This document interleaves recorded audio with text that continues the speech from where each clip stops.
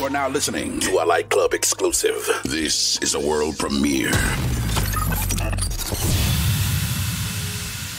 Now make some noise for two bad boys, the real Blayst and Surveillant. This is Light Dubs. And that's a big-ass twist. What's up, guys? It is Light Dubs back here with a nice episode 2. We got a good one for you guys coming on here. And I'm really excited. We have Pride, the creator of the RetSim. How's it going, Pride? Pretty good, pretty good. Good to be Pretty here. good. Yeah, dude. We're excited to have you, honestly. So today we're gonna be talking about the RetSim and just a little bit more about like tier 6 loot prio, maybe at the end, you know, if we get time for that. So right now, I wanted to, get down and dirty. I wanted to, know a little bit more about Pride, and stuff like that. So Pride, can you give us a little bit information about you, my man? Yeah, what's up? I've been a long-time Paladin player. You might have heard of me from one of the many Paladin communities at this point. I come from Greece. I have a software engineering degree. I'm not quite sure what else I can say. Nice. I did not know that. Did you say social engineering? No, software engineering. Oh, software engineering. I was gonna say yeah. social. I was gonna say that's a like they That do that now. Like that's a No, major, but no, that's cool. That's cool. That could be a thing for my next sim, I guess. So that, I'm assuming, is that how you were able to create like a sim, Yes, that probably makes more sense. Doesn't it? Yeah, that does make a little bit more sense definitely. now. So you work a lot in like C for your degree and stuff. Like you're very comfortable with C. Yeah, I've done a lot of C++. I've done C#. But my main focus is Java and C#. It's like object-oriented web stuff, which is why the sim started that framework and why we're thinking of doing it the web version at first. Oh, that's cool. Okay. Yeah, that'd be sweet. Yeah. So you said you've been playing Paladin for a long time, huh? Yeah, like Paladin has been my thing for as long as I can remember. To be honest, I've been playing Paladin since Diablo 2, to put it that way. Really? That's why I got okay, into, wow. yeah. Holy That was hell, why- man. So you played. Paladin for this. So you played like back in 2007. You played Paladin in TBC. 2006, bro. What 2000? What are you talking Oh, about? okay. Ooh. All right. Right from the start. I I spent get you. 9 months in Europe actually. So That's cool. So that means, are you just a Paladin shield? You don't play anything else? Anything like any other classes? No, actually, most people probably know me as different characters. That's why I go by Pride and not Baron. Baron is my Paladin's name, but other people know me from different characters. I've been playing Warlock and Druid a lot, and Priest a good amount as well. Okay. So, but for Classic, I've been focusing more on Paladin, completely by accident. But most people probably know me as Paladin at this point. But that was not always the case. Yeah, that's what I've only known you as a Paladin, honestly, because I remember from the classic spreadsheet, that's what I remember from Baranor's classic spreadsheet. That's what I remember. Yeah, it's Pride. It's the Paladin guy. Everybody Yeah. knows that's the Paladin guy. Mm-hmm. Yeah, at this point, yeah, that's probably what most people know me from. So then in the game, you doing PvE or PvP with your Paladin? I mean, do you like something more than the other? These days I do almost exclusively PvE. I used to be a mostly PvP guy, but I haven't really had the time or the energy to do it, to be honest. In Classic, the game has changed quite a bit, so I've been focusing on PvE. The meta is so different now, and like completely. the time investment required is so high against these people that have been playing for like 10, 15 years. Oh yeah. Yeah. Well, I've been playing a good amount as well, but it's like I don't know. I feel like Paladin is, first of all, it's like really limited in what comps you can play, and looking for Shaman just doesn't really sound that appealing to me right now. So it's like I did do a decent amount of PvP in my Druid instead, though. I got to 2300 in my Druid, and I haven't had time to play since. Okay. Yeah, see, finding a Shaman is, it's pretty rough out there, and I'm assuming, them trying to find a Ret as well is pretty hard, because I've gotten, whispers as well, like, hey man, do you have a Shaman or anything like that? Yeah. It's like, yeah. But I do agree with you. It does seem very limited right now. I'm not sure if season 3 is gonna, makes it a little bit better, but I'm pretty certain I'm feeling confident on it for sure. I wanted to ask, so then is TBC like your introduction to seal twisting, or did you ever seal twist back in the day or on a private server? I only did it back in the day with the really popular Seal of Justice trick you could do back then, where you could still twist Command and the Justice. First of all, like I played Alliance always, so I never had access to Blood anyway, even if I wanted to twist. But we did do the Seal of Justice trick back in Arena back in the day. Oh yeah. That's cool. I've been trying to integrate that more, but it's You're saying like in a lot of times you'd rather just have the damage, like where you twist into Command and Justice. You're trying to It's integrate like, that in PvP, serve? Yeah, I've been trying to integrate that more into like my play style.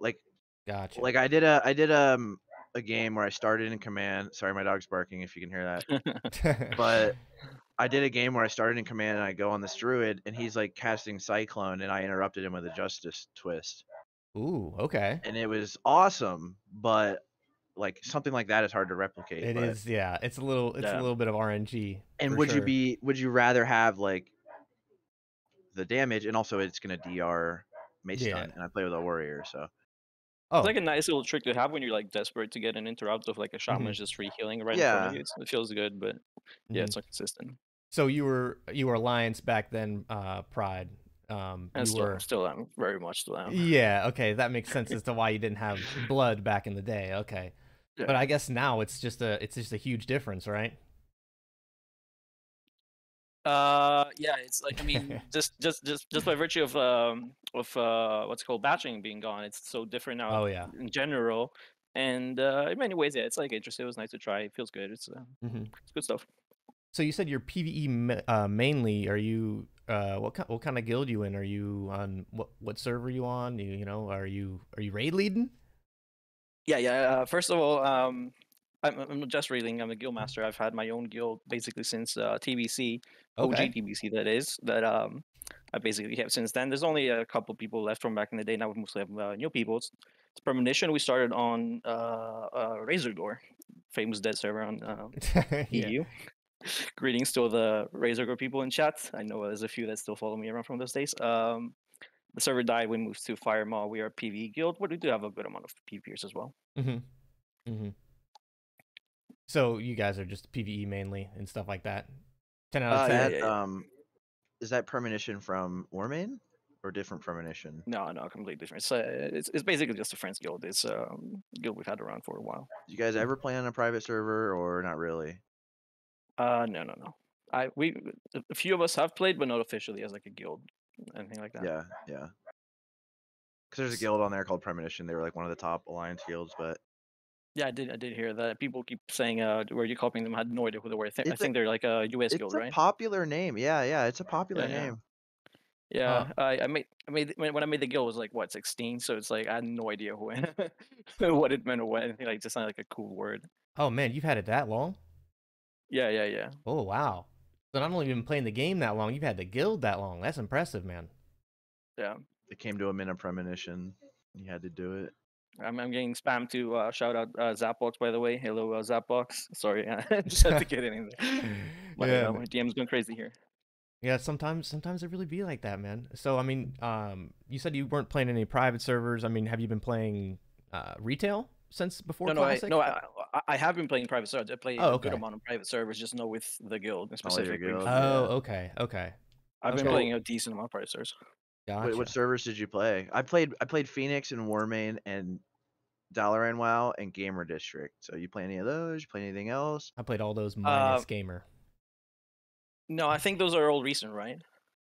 Warmane is kind of old, and then it died. Yeah, Warmane's like the last kind of server I played on. Basically, like as soon as TBC is my favorite expansion, at least for PvP content and like social stuff and stuff. So as soon as it ended, I created a character on the Arena Tournament server. I don't know if you heard of that one. Oh yeah. Smolderforge. Well, it didn't start as Smolderforge. It started as just Arena Tournament. It was just basically like just a dueling server, and like I went there for dueling. I played a lot of PvP on Wrath, and then as soon as Wrath ended, like Cataclysm, wasn't like a big fan of that. So we did a lot of Arena Tournament duels and Arena. Well, that's the name we suggest, I guess, for TBC and Wrath. That's I played a good amount of that, especially on Arena Tournament, which then became Warmane Blackrock, I believe, is the server name. On Blackrock specific, and I did a good amount of that. And I've also played Nostalgius, but I guess everybody did, huh? I actually did not. I'm like the one guy who did not play the Nostalrius. I never played vanilla Really? private servers. I never played vanilla. Yeah, It neither just did wasn't that I, interesting honestly.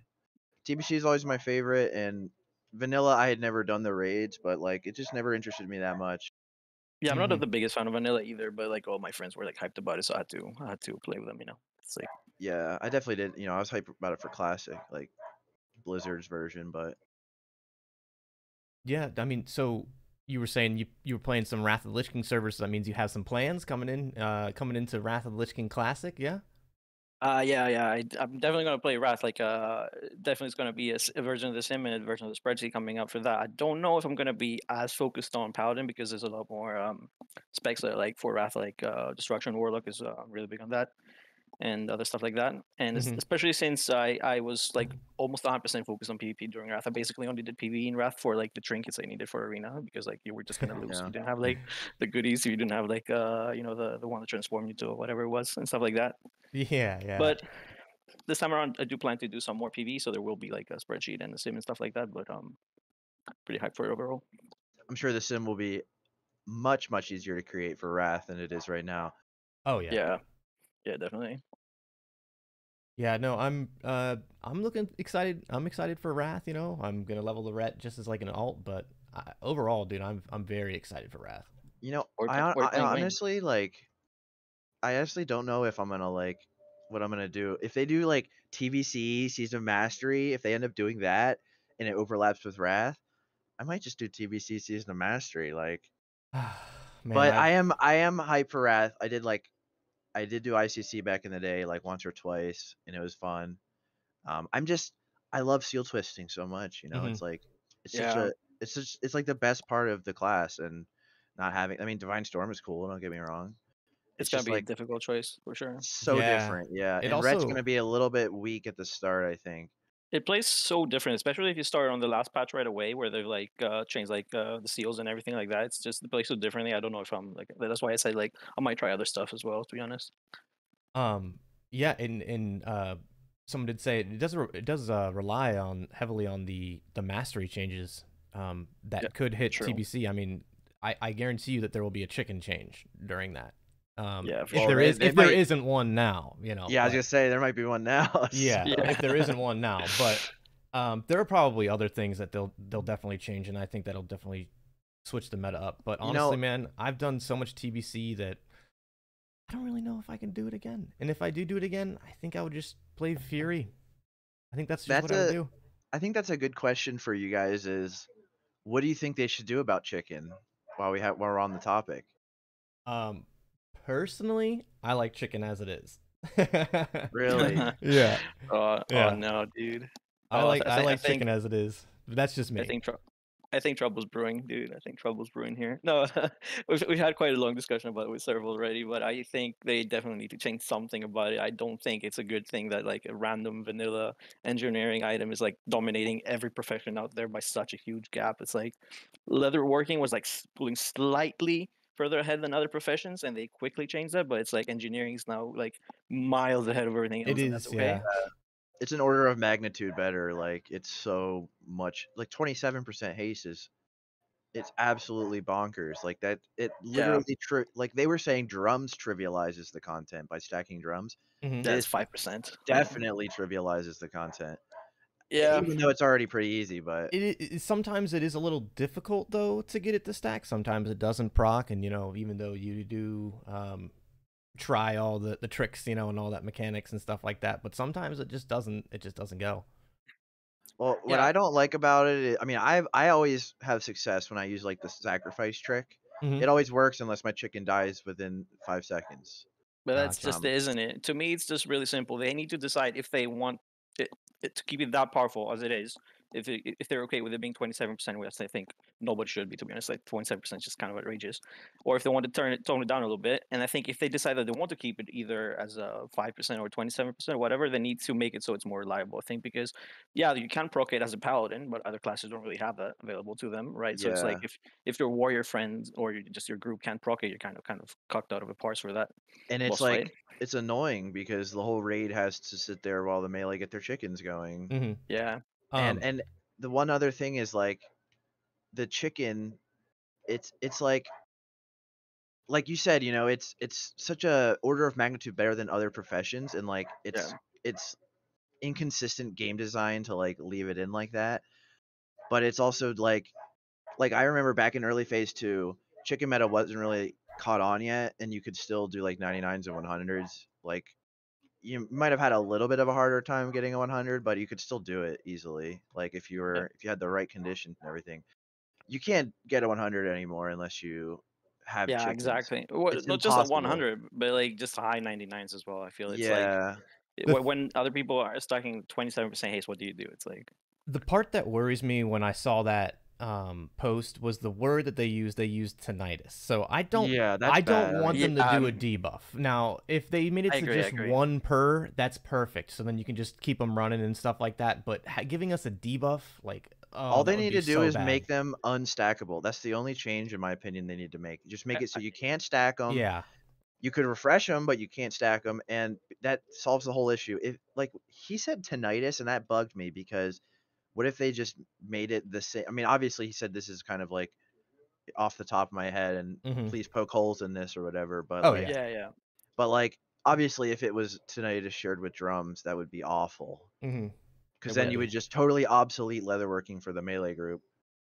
I do like it as a concept that it's like this like small thing you can do to increase your DPS. I just think it's just too strong and too unreliable. I think if they just made it 5% as you said, or if they just tone it down somewhat in some way, and if they then made it so just a guarantee squawk as soon as you press it, I think it would just feel a lot better to use, and you Yeah, wouldn't feel like I like the guaranteed squawk, like you said. I think that's good. yeah. It gets rid of that RNG, and it's like you never feel bad that you popped chicken and it didn't proc, Mhm. because like you can pretty much always get it to proc. Like I like that a lot, and I think they need to keep that, because some people were saying that they should get rid of the guaranteed so that there's like it isn't always up. But like if you get rid of that, people are, they're still gonna get their squawks. It's just like it's gonna be RNG, so it's gonna be like, oh, well, this guy got lucky and he got 5 squawks, and now he got to fucking go ham. And Yep. also, if they do the combination of those two things, if it goes so it's a guaranteed squawk, so you just press it and it also does not stack, then what that will do is you will always have it for every boss fight because someone in your group's gonna have it. So it's not gonna be Mhm. like Yeah. you have to wait for you have to go kill trash in order to go fight the boss. You don't have to do stuff like that anymore. I think it's just Yeah, a massive quality of life change in that way. and you don't need 5 engineers, you only need like 2 or 3. Yep. Mhm. Yeah. No, I Just mean, with just like with leatherworking. yeah, it could be good, but I do like the boots. I do like boots. I like sappers, honestly. Those are kind of Oh nice. yeah. I think a lot of people find I engineering would be fun. engineer anyway without chicken. I would be engineer I think so anyway. too. Yeah. I Same, think so same. as well. It's just A a lot of great people just like engineering, but I just think it's not good to have it mandatory. That's all. Just same with leatherworking. It's just that the thought that you have to have this profession was what made it bad, Yeah. in my opinion. Yeah, I mean, when I first started TBC, like Blizzard's version, I was kind of upset about the drum change, because like it was fun to have that haste all the time. Like I just want to do as much damage as possible, but like now that they've changed that and I'm free to not be a leather worker, I see the benefit. Like now I'm like, okay, it was a good change, and even though I do less damage, like the content's already like not requiring it, so it's Yeah. like I don't want to Just a parsing trivialize thing. it. Yeah. Mhm. I love that it took us 10 minutes to get the chicken, by the way. Should we just get DST and Curse Vision out of the way as well while we're at it? Well, I think we should save that for a little bit later. We'll get there. Yeah, we'll get there. We'll get there for sure. all right, I'm good with that. But I guess moving on from the chickens, man. Do you play any other games other than WoW?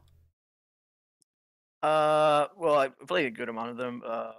Where we're just playing Overcooked with a friend, but nothing as serious as well. Really, I used to play card games quite a bit. I was Legend Ran in Hearthstone, and I was Ooh. big into card games in general. But has been a while since then. Just WoW takes up so much of your time, especially when you're a guild master. Yeah, dude. I bet I couldn't imagine being a guild master. Honestly, that's something I don't want to be an officer. That's a little too much. A lot of people don't really like that responsibility. I can tell you there's a good reason why it's not what people make it out to be. Oh yeah. I mean, it's a lot of work, man. It's a lot of work for sure. Yep. So I got a little bit of a flavor question here. What is your favorite snack to munch on while you're gaming? Okay. That's my question. I was like, what? That actually kind of, funnily enough, it plays into the previous question with the guildmaster thing I was just talking about, because Okay. I never have time to make any food before the raid, because I'm always just like, I just go home, I need to prepare for the raid, I have time to do like absolutely nothing. I need to get like everything ready, and I'm like on my computer, then I start playing. So it's like my favorite snack is whatever's in the fucking cupboard. It's like you're just gonna be either pot noodle or like I don't know, potato chips or whatever's in there, because it's like I don't have time for this. When you Gotcha. said related to the last question, I thought you were gonna say chicken nuggets Oh my god. Ooh, that Oh, because would wait, be of the good. sticking question. okay, That would have okay. been good. I should have maybe gotten it out of the way first thing then, because I'm actually vegan, so that just offended me right there, sir. Oh But wow. Okay. Oh. I can't believe you would say Well, that. It's I'm actually a vegan too, so oh, we got there we go. two soy boys in the mix, guys. Wait, you guys actually both vegan? I am. I mean, Oh wow. I'm Um, not uh, super strict about it. I don't like call myself a vegan or like I'm not like super. I don't super like I'm not super into it. I just don't eat meat and I barely ever eat dairy. Like just because like it's the health thing, you know. It's not like I mean it is also the animal rights thing or whatever, but it's just mostly like my health and my personal. Like I don't push it on anybody or anything like that. And you okay, know cool, It's bro. simple. I do If you cheat. eat the chicken, It's based. how's it gonna squawk for you if you eat it? This is very true. This is very true. It doesn't work that way. Save the Uh, chicken. yeah, dude, I mean, so thinking about the chickens, thinking about all that, it's good, it's great. Um, People want to hear about the RetSim. So my man Pride is, if you could please give us a little tour on this. How did it come about? You know, who helped with this, and what exactly is it basically? Okay, so it's a bit of a long story. I'll try to condense as much as I can. But basically, as You I got mentioned, time. Don't worry, man. okay, that's good. That's good. Basically, I was back in Classic. Actually, back in the day, back in Vanilla, I played Warlock mostly. So I was gonna play Warlock again, but due to a series of unfortunate accidents, let's just say, I ended up playing Red Paladin instead, because I was leveling my Warlock with my girlfriend. She took a break for a little bit, so I ended up leveling my Paladin past my Warlock. So I ended up maining the Paladin. It's just super long story, I Mm-hmm. guess. And as a result of that, I was like, oh fuck, I don't really know that much about vanilla Red Paladins. Like, I know a lot about TBC Red Paladin, but I don't really know like stuff about gearing and stuff. So I made like a real simple spreadsheet in order to find like which items are best, because like like vanilla Red Paladin resources are just a complete joke. Like it was just some guy that just came up with stuff like off the top of his head like all the time. So I was like, okay, I'm gonna make a simple tool to just give me simple answers. Like, I don't know, it's like Onslaught Girdle better than the fucking Blackwing Lair build, because that was Mm-hmm. something that people were actually asking back then. Turns out, yeah, it's a lot better. Mm-hmm. So people ended up using my spreadsheet. They liked it, so I kept improving it, and it became what it ended up being. And eventually, I made the TPC version that I think, sort of used quite a bit. But that entire time, I had people, saying like, how does this work with procs? How does that proc work? And stuff like that, which is like, spreadsheets are good, but they can't really answer like precise rotation questions. So I thought, maybe it'd be a fun project to try. Mm-hmm. So the entire time I was considering doing it, but I didn't really have the time to do it or the energy to do it. But there was this one weird German guy called Sulis that was like, yo, we should totally do a sim. So I was like, yeah, sure, let's do a sim. And that's kind of how it came to be, because a lot of people were asking for it, basically. I was getting a lot of DMs like, are you going to make a sim? Are you going to make a sim? I made Yeah, a sim, I guess. a lot of people were dying. I remember there's a lot of frustration in like the Ret community about we don't have a sim, we can't justify our loot to other people. Like Mm-hmm. I remember when we were talking in Fight Club about DST, we were talking about like okay, well the spreadsheet says DST is this good, but we know it's a little bit undervalued because of these factors. And they were like, well, how can you justify your DST based on any of this? You don't have a sim. You say the spreadsheet, is inaccurate in certain ways, and it's obviously isn't simulating it to the Mm-hmm. degree that a sim does. So it's like it starts to like become this thing where it's like, well, how do you justify your own loot prios for different items that are going to be really good for us, because we don't have any like really really good hard data to back anything up. And there's like everybody was dying for a sim for so long, like everybody's freaking Well, out about it. Honestly, that was one of the things I just kind of kept irritating me throughout, because it's like now that we do have the sim, like most of the numbers are pretty similar, if not like identical almost. So Yeah, it's that's like true. They it's are like very close. it's Yes. like so it's like I don't people know. just basically have a misunderstanding of the types of things that, like, you know, like the numbers that come up. People are like saying, "Oh, it's just an average." Well, that's what the fucking sim does. If you do 10,000 runs and you take the average, it will give you the same thing as a spreadsheet. There are some differences. Like I did notice that with the spreadsheet, you know, you have to like manually edit like the twist delay and the twist ratio and stuff like that. Yeah, And yeah. the sim adjusting it dynamically, what I found is that it definitely favors haste more than the spreadsheet did. Yeah, but if you just plug the numbers that you got from the average of the sim into the spreadsheet, you're pretty much going to get like the same number, plus Yeah, minus yeah. some small things. The types of things that I was mostly interested in answering with just the sim alone is like rotation stuff. Like, for example, how much of a difference does it make to start with a twist rather than a Crusader Strike? How much of a difference does it make to, you know, like delay Crusader Strike by 2,000 milliseconds? You know, stuff like that, which is the spreadsheet can't really do too well. Mhm. But like, you know, how much DPS does DSD give? The sim did the spreadsheet did a pretty good job of that apparently. So yeah, it was something that people definitely spam me about. It's like, yo, I need a DSD answer. Give me a sim. Yeah. So Yeah. that was kind of the most difficult thing, because people definitely didn't believe us at all without the sim. Yeah, I don't know. In That's terms them, of I other think. classes that are, you know. Well, like you also had this issue with like I don't know, this discrepancy between your spreadsheet and Dulkin's spreadsheet. Hmm. Yeah, Like that's. I think that's mostly just a program, because I know a lot of people know this, but me and Dolkin actually coordinated on our spreadsheets. I took his data and he took my calculations. His thing at first was just like you plug in your EPs and then it just gives you like a number thing. So he wanted to turn the numbers that he got from that into actual damage calculations. So we cooperated and he took my my calculations. So he used my calculations anyway. So if there was differences, it was probably because he used like older versions of my calculation. I kept updating my my spreadsheet throughout. I think he just had like older versions. I gotta say, I think a lot of people got turned off to his spreadsheet when that guy came into our Discord to make the DST chart that had the like how good DST is for every class, and he totally botched both the spreadsheets. But he botched Dulkin's so hard that it was only like 18 DPS or Oh, something. yeah, yep. And I think as soon as people saw that, they were like, "I'm not using that spreadsheet anymore." Like I guarantee you, a lot of people thought that. Yep. I thought I it thought too. that. Yeah, I I thought did. that. Yeah, I did too. That's also probably kind of an unfortunate byproduct of the fact that we're splintered into 3 different discords, because like I know people like on my Discord and on the Pound Discord we're definitely using my sim more than Dawkins, but I think most of Light Club was using Dawkins at the time.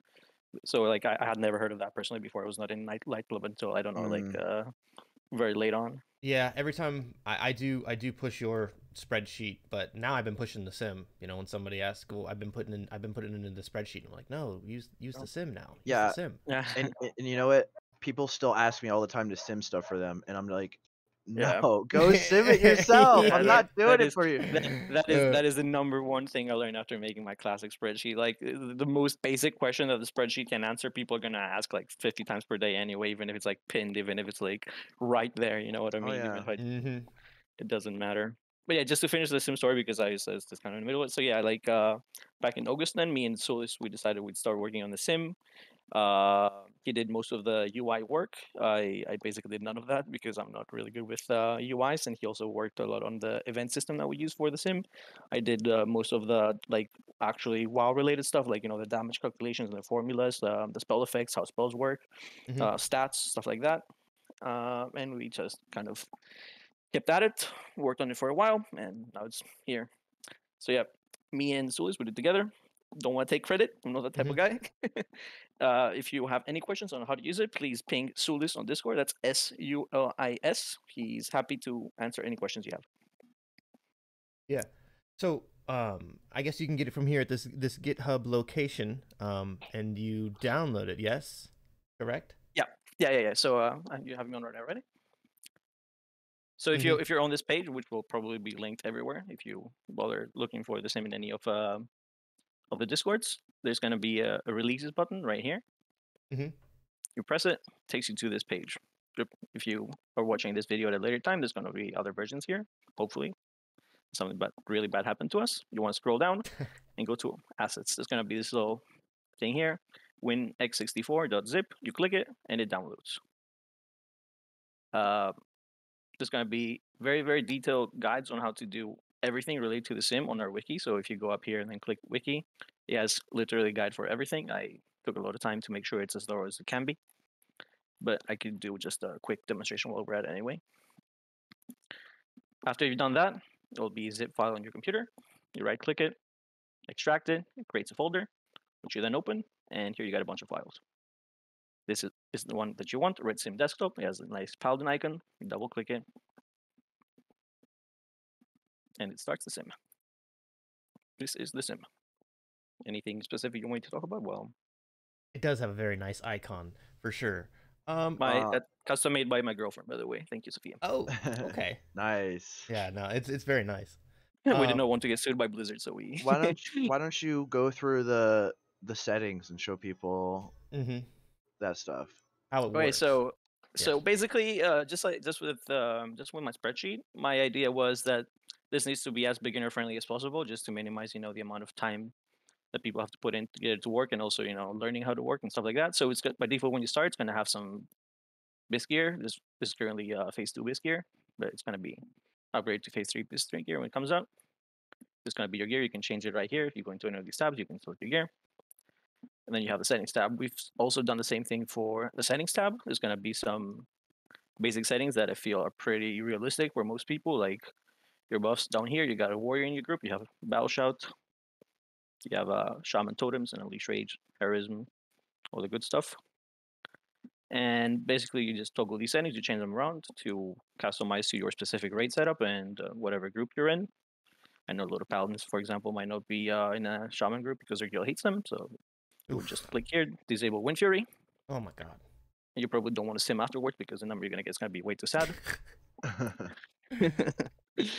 There's a setting for pretty much everything. Again, the wiki has a detailed guide on all of this stuff. You can change it. The main ones that you might want to change is the phases, because we're going to phase 3, so you'll want to enable phase 3 obviously to be able to see the new gear that's coming in phase 3. And then you might want to change the boss fight. If you don't really know anything about boss armor, if you're not like a super hardcore nerd like us, just leave this on my third on. Change your ratio, that's pretty important.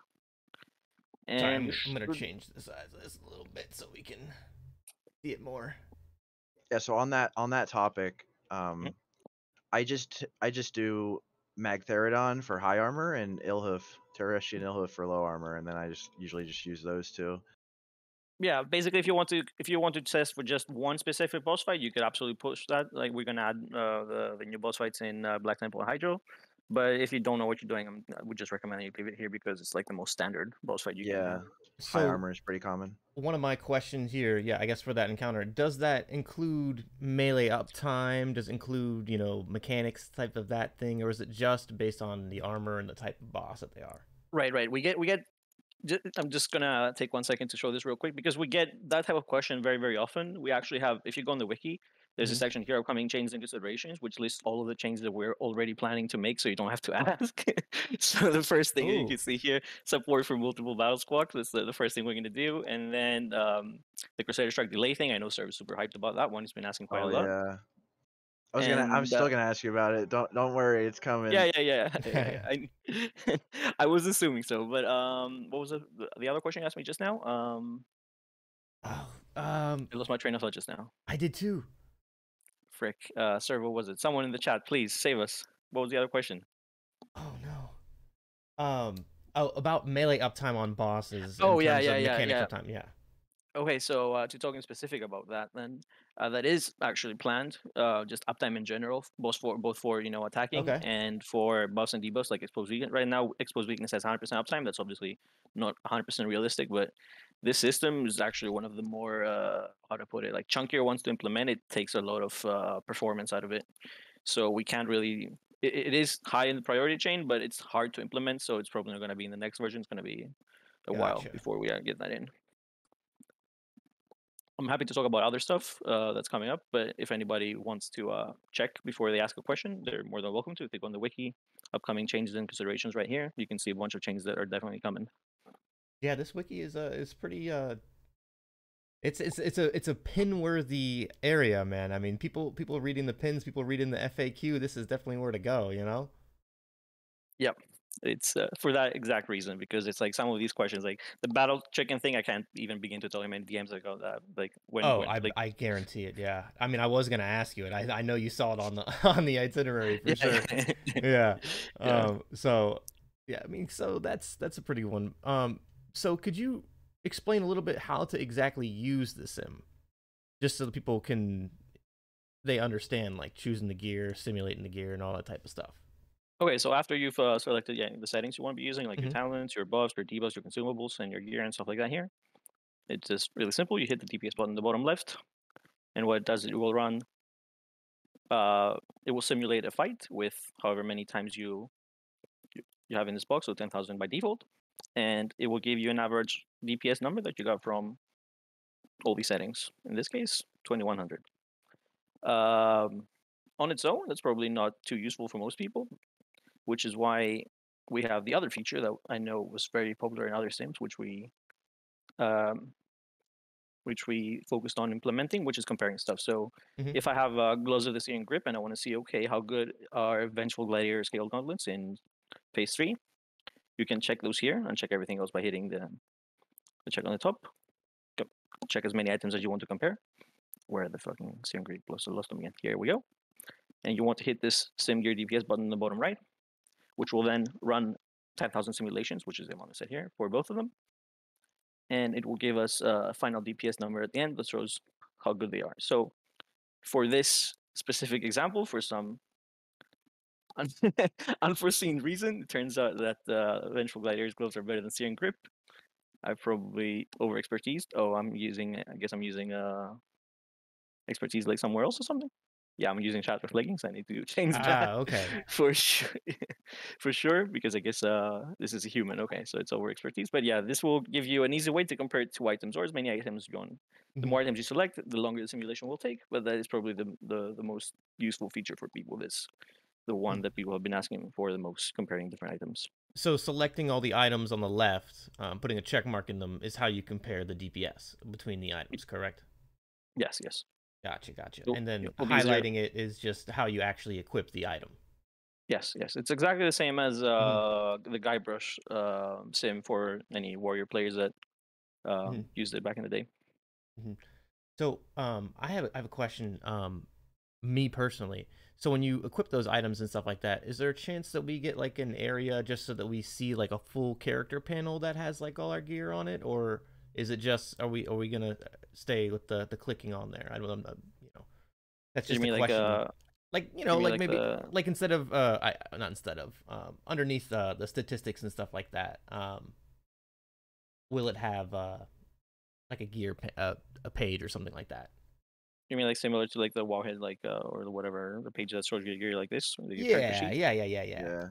We're definitely considering that. It's just that's on the UI side, which is not strictly speaking necessary. So like Yeah, if you look absolutely. at here again, there's so many more things that are actually functional and are way bigger priority. So Oh, for sure. that is we're definitely considering that, but it's like I know that Solis is probably also really tired from doing UI stuff nonstop.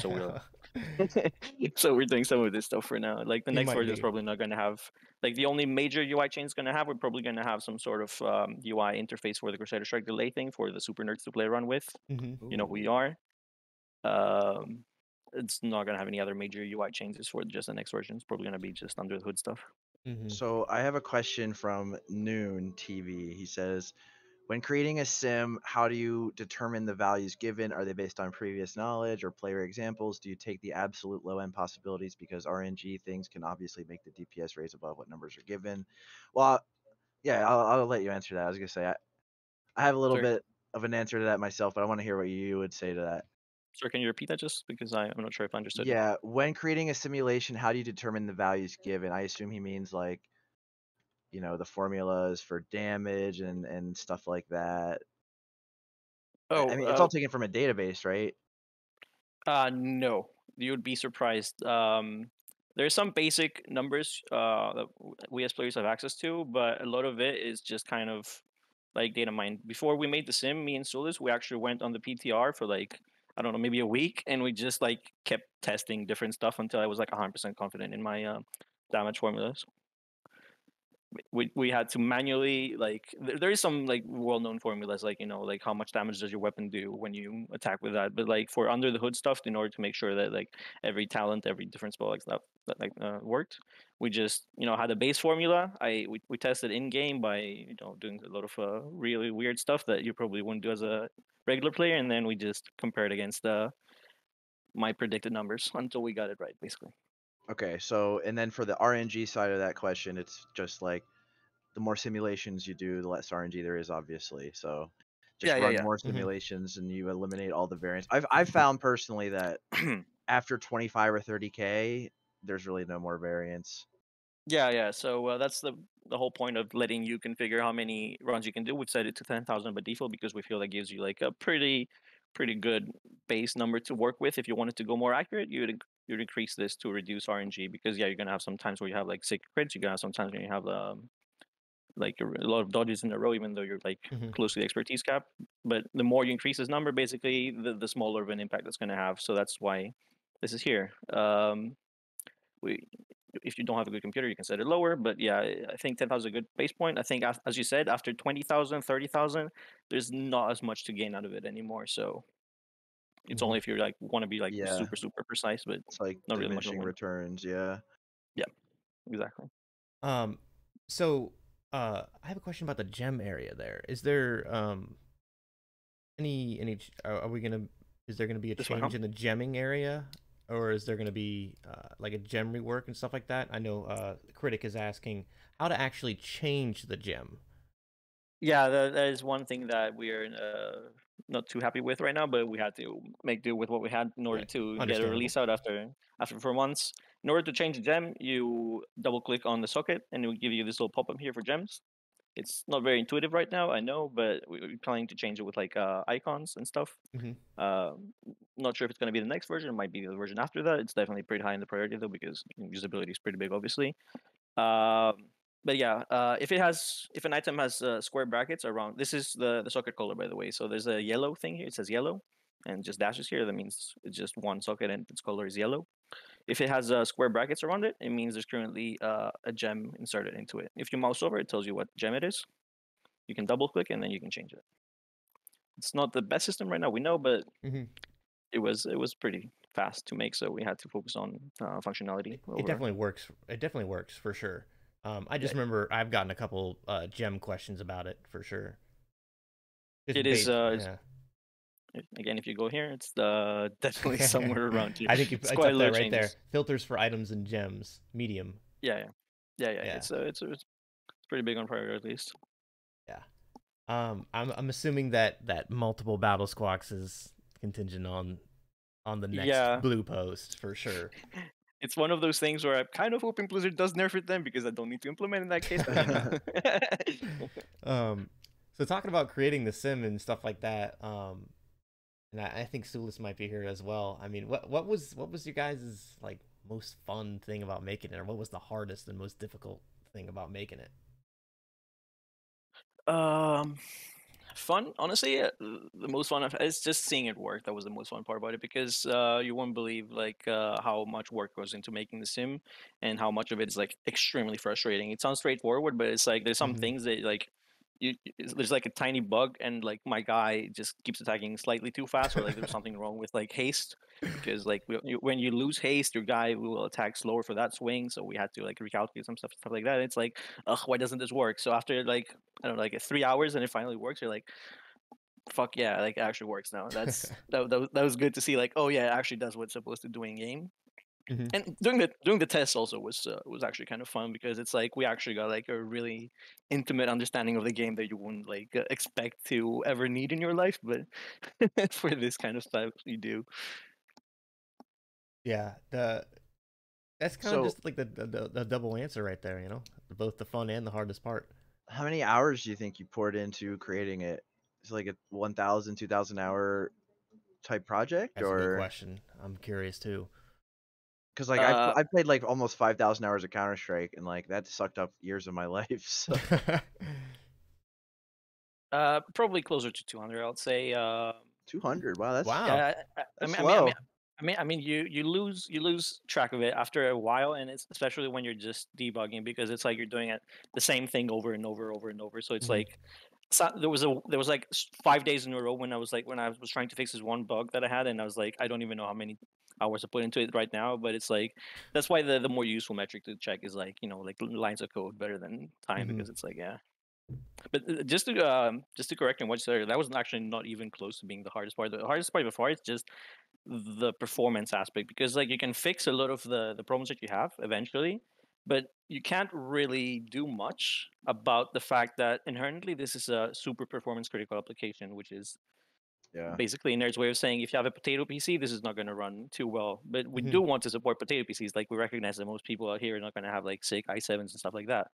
So the biggest challenge that we had while actually making the sim is doing stuff like adding features that do not compromise the performance, because Red Paladins are significantly more complicated than other classes, to put Oh it yeah. mildly. There's just Mhm. so many procs, there's so many janky mechanics that we have to do. Like for example, we still haven't implemented Judgment of the Crusader refresh, because that would take a good bit of work, and it's not really the most important thing. It just You stays on referring forever, to the basically. mana regen?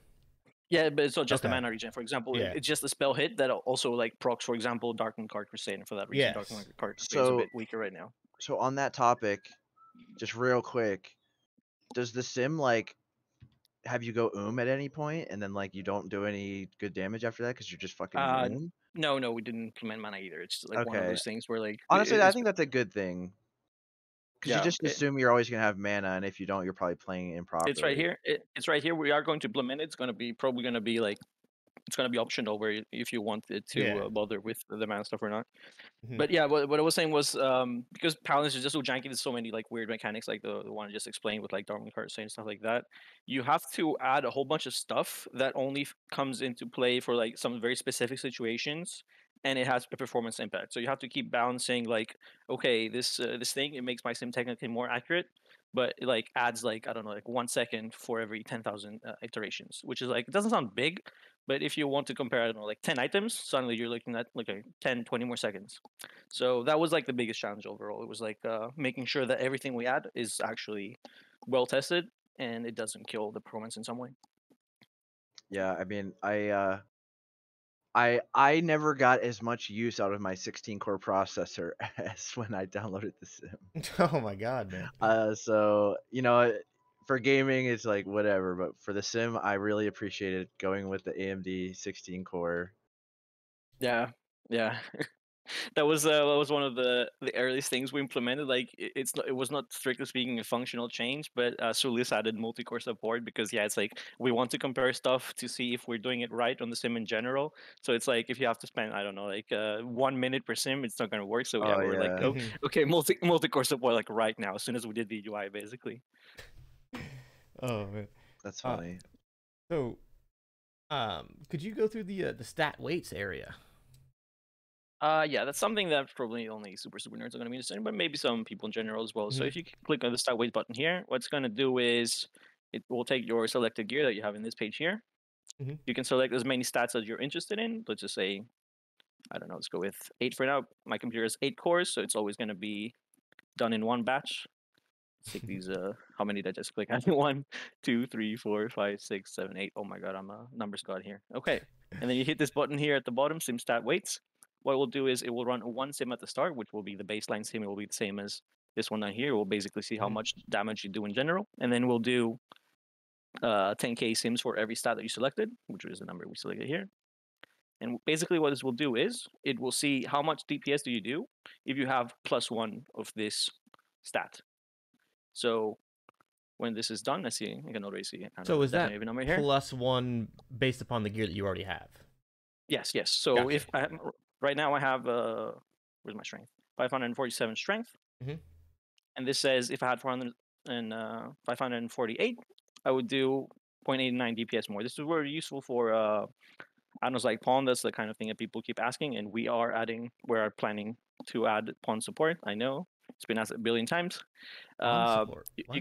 Pawn the add-on. You not heard of Oh, it? no. Yeah, it's like it does EP weights for you in game. It's cool. Yeah, It's yes. kind of cool, but it's Oh, also yeah, a I little know bit. which one. Yeah, I know what you're It's a talking little about. misleading too at times.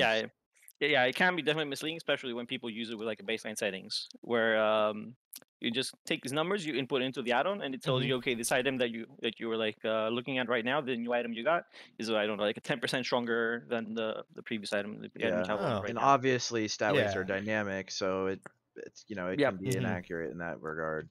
It's not the most visually appealing design right now, but we actually did take a lot of effort to make sure that this is as accurate as it can be. We tried our best to eliminate randomness, because what you can end up having is like, the 1 DPS variance. If I hit the button here again, it's 2108.4. If I hit it one more time, this will be slightly different. And you don't want this type of variance for that. Okay, so it's like 2 points off from what it was before. You don't want this type of variance for this because it's such a small number. 1 strength only gives you 0.89 DPS. So if there was 2 DPS variance, this would be completely random. So we had to take a lot of effort to actually make sure that there's no randomness whatsoever here. This was a pretty precise number. We feel pretty comfortable with saying this is accurate. So I guess Board is asking, is there DPS per stat column planned? But that sounds like the column that's here. Yes, this is that's okay, a DPS delta. We will rename some of this stuff to make it kind of more clear, but yeah, that is what it is. DPS per stat is. Then what's the stat DPS? Is that just like the max? It's how much stat it takes for 1 DPS of. Okay, gotcha. Yeah, that was kind of more helpful in classic. I don't know if it's as useful anymore. People care more about this than they care about this, but it is just a thing that you can look at. Well, that right side kind of makes sense to me though, but I can also see the left side, a little bit, doing a little more information for sure. Basically, 1 attack power gives you 0.37 DPS, and it takes 2.65 attack power to gain 1 DPS. Is what you can read this as. Yeah. So the statistics page is just basically a log of the Sims, yeah? Yeah, I was gonna ask about that. I've spent a lot of time looking into the statistics page, but not as much as I want to, because we had this thing the other day where we were testing Blackened Naru's Sliver for Phase 5, and when you turned Battle Chicken on, it gained like 30 DPS relative to DST. It went from like -10 below DST to like above by 20. And I was like, how can this happen? How can one chicken make this happen? But then you like look into the combat log, and it's because it changes your rotation. That 5% haste just slightly changes your rotation, and you end up getting an extra auto or an extra CS with that full attack power. And so it was like skewing it by so much. And then like even if you would, do more simulations, even if you did like 25, 30K, you'd still have this big variance because of like the rotational change. So like I was having trouble coming up with how good is Blackened Naru's Sliver actually. Well, it's actually going to be worse sometimes, and it will be better sometimes as well. More often it will be better, but so I was having trouble with that. But I looked into the combat log quite a bit, and I was surprised at just how detailed it is. And I mean, it's basically just the combat log you have in game. Yeah. I don't think it will ever be weaker, by the way. It's like some specific case breakpoints, it will not be like the massive DPS boost it can be. I think is what I ended up seeing, if I remember correctly. From I did see it lower than DST at points. Like I was seeing it 5 to 10 worse occasionally, and then I was seeing it anywhere from like -12 to +23 is like the range that I saw. That's kind of a big difference. I know. Yeah. So it should be better most of the time, but it's also like, I mean, obviously, like we're probably one of the last classes that will ever get it, and it's not a huge upgrade compared to like everybody else, and DST is still very, very good, but it's just like one of those things that like, you can't give a concrete answer because there isn't one. It's so variable. It's like it just depends on so many factors. Like, what are you going to tell your guild that like, oh well, it's an upgrade for me when I have a chicken or something like that? Like, if the chicken's still around by the time. Yeah, true. So the top, I like the top portion of this, honestly, the damage breakdown. Yeah, so basically this entire section is kind of scuffed because this was like the kind of stuff that we used to debug the program before we had the UI. So we just took it from the debug section. We just just put it here. So it's not the prettiest thing. It's not the most expansive thing either. It just gives you some very basic numbers.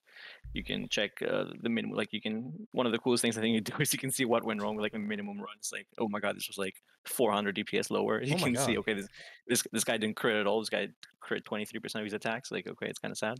I didn't even see the minimum part. Oh my God, that's hilarious. Yeah. Yeah, you can check for right now. You can check the minimum, the maximum, and the median log to see like what actually happened, and you can do the same with the combat log. Yeah. The goal is to kind of have something similar to Warcraft logs. This is obviously very similar to Warcraft logs already, where you can see like a breakdown of all your abilities, how much damage they did, what the DPS was, how much they crit, and stuff like that. And then you have a detailed combat log, which explains What I everything would happened. be most interested to see, I think, is average, like the average damage done by one Crusader strike, right? Because it's not on there right now, right? No. I mean, you can calculate it very easily if you just divide the number by the Yeah. number of hits. But yeah. Yeah, I think that'd be a cool Um, column to add, right? I mean, see what like your average was, and then like obviously Warcraft logs also has like that your max and your min, but I feel like that's a little bit less important, although cool to see. I'm seeing a question But I'm definitely thinking of right now. Is it possible to have the sim make the in-game squawk sound when you press the sim now button? I think that is something we should definitely consider. wow, that's amazing. We're putting it on the major area for the wiki. Definitely. That's you know what I'm gonna push a hotfix right now. Please update your sims, please. Or have it play a GIF of like in Breaking Bad when he gets the text that says polos, which is Oh my like God. Spanish word for chicken. Just have it like play that. Maybe have like a nice Solus, are you hearing this? Let's have a nice little chicken here walking around until the sim's done, maybe. Yeah, there I you don't go. know. So But yeah, since we're on that, go ahead. this entire section is kind of scuffed. Sorry, just to finish around, we do have plans to make this a lot better. Like I'm thinking there's gonna be filters, like same as in Warcraft logs, where you can see like what each ability did.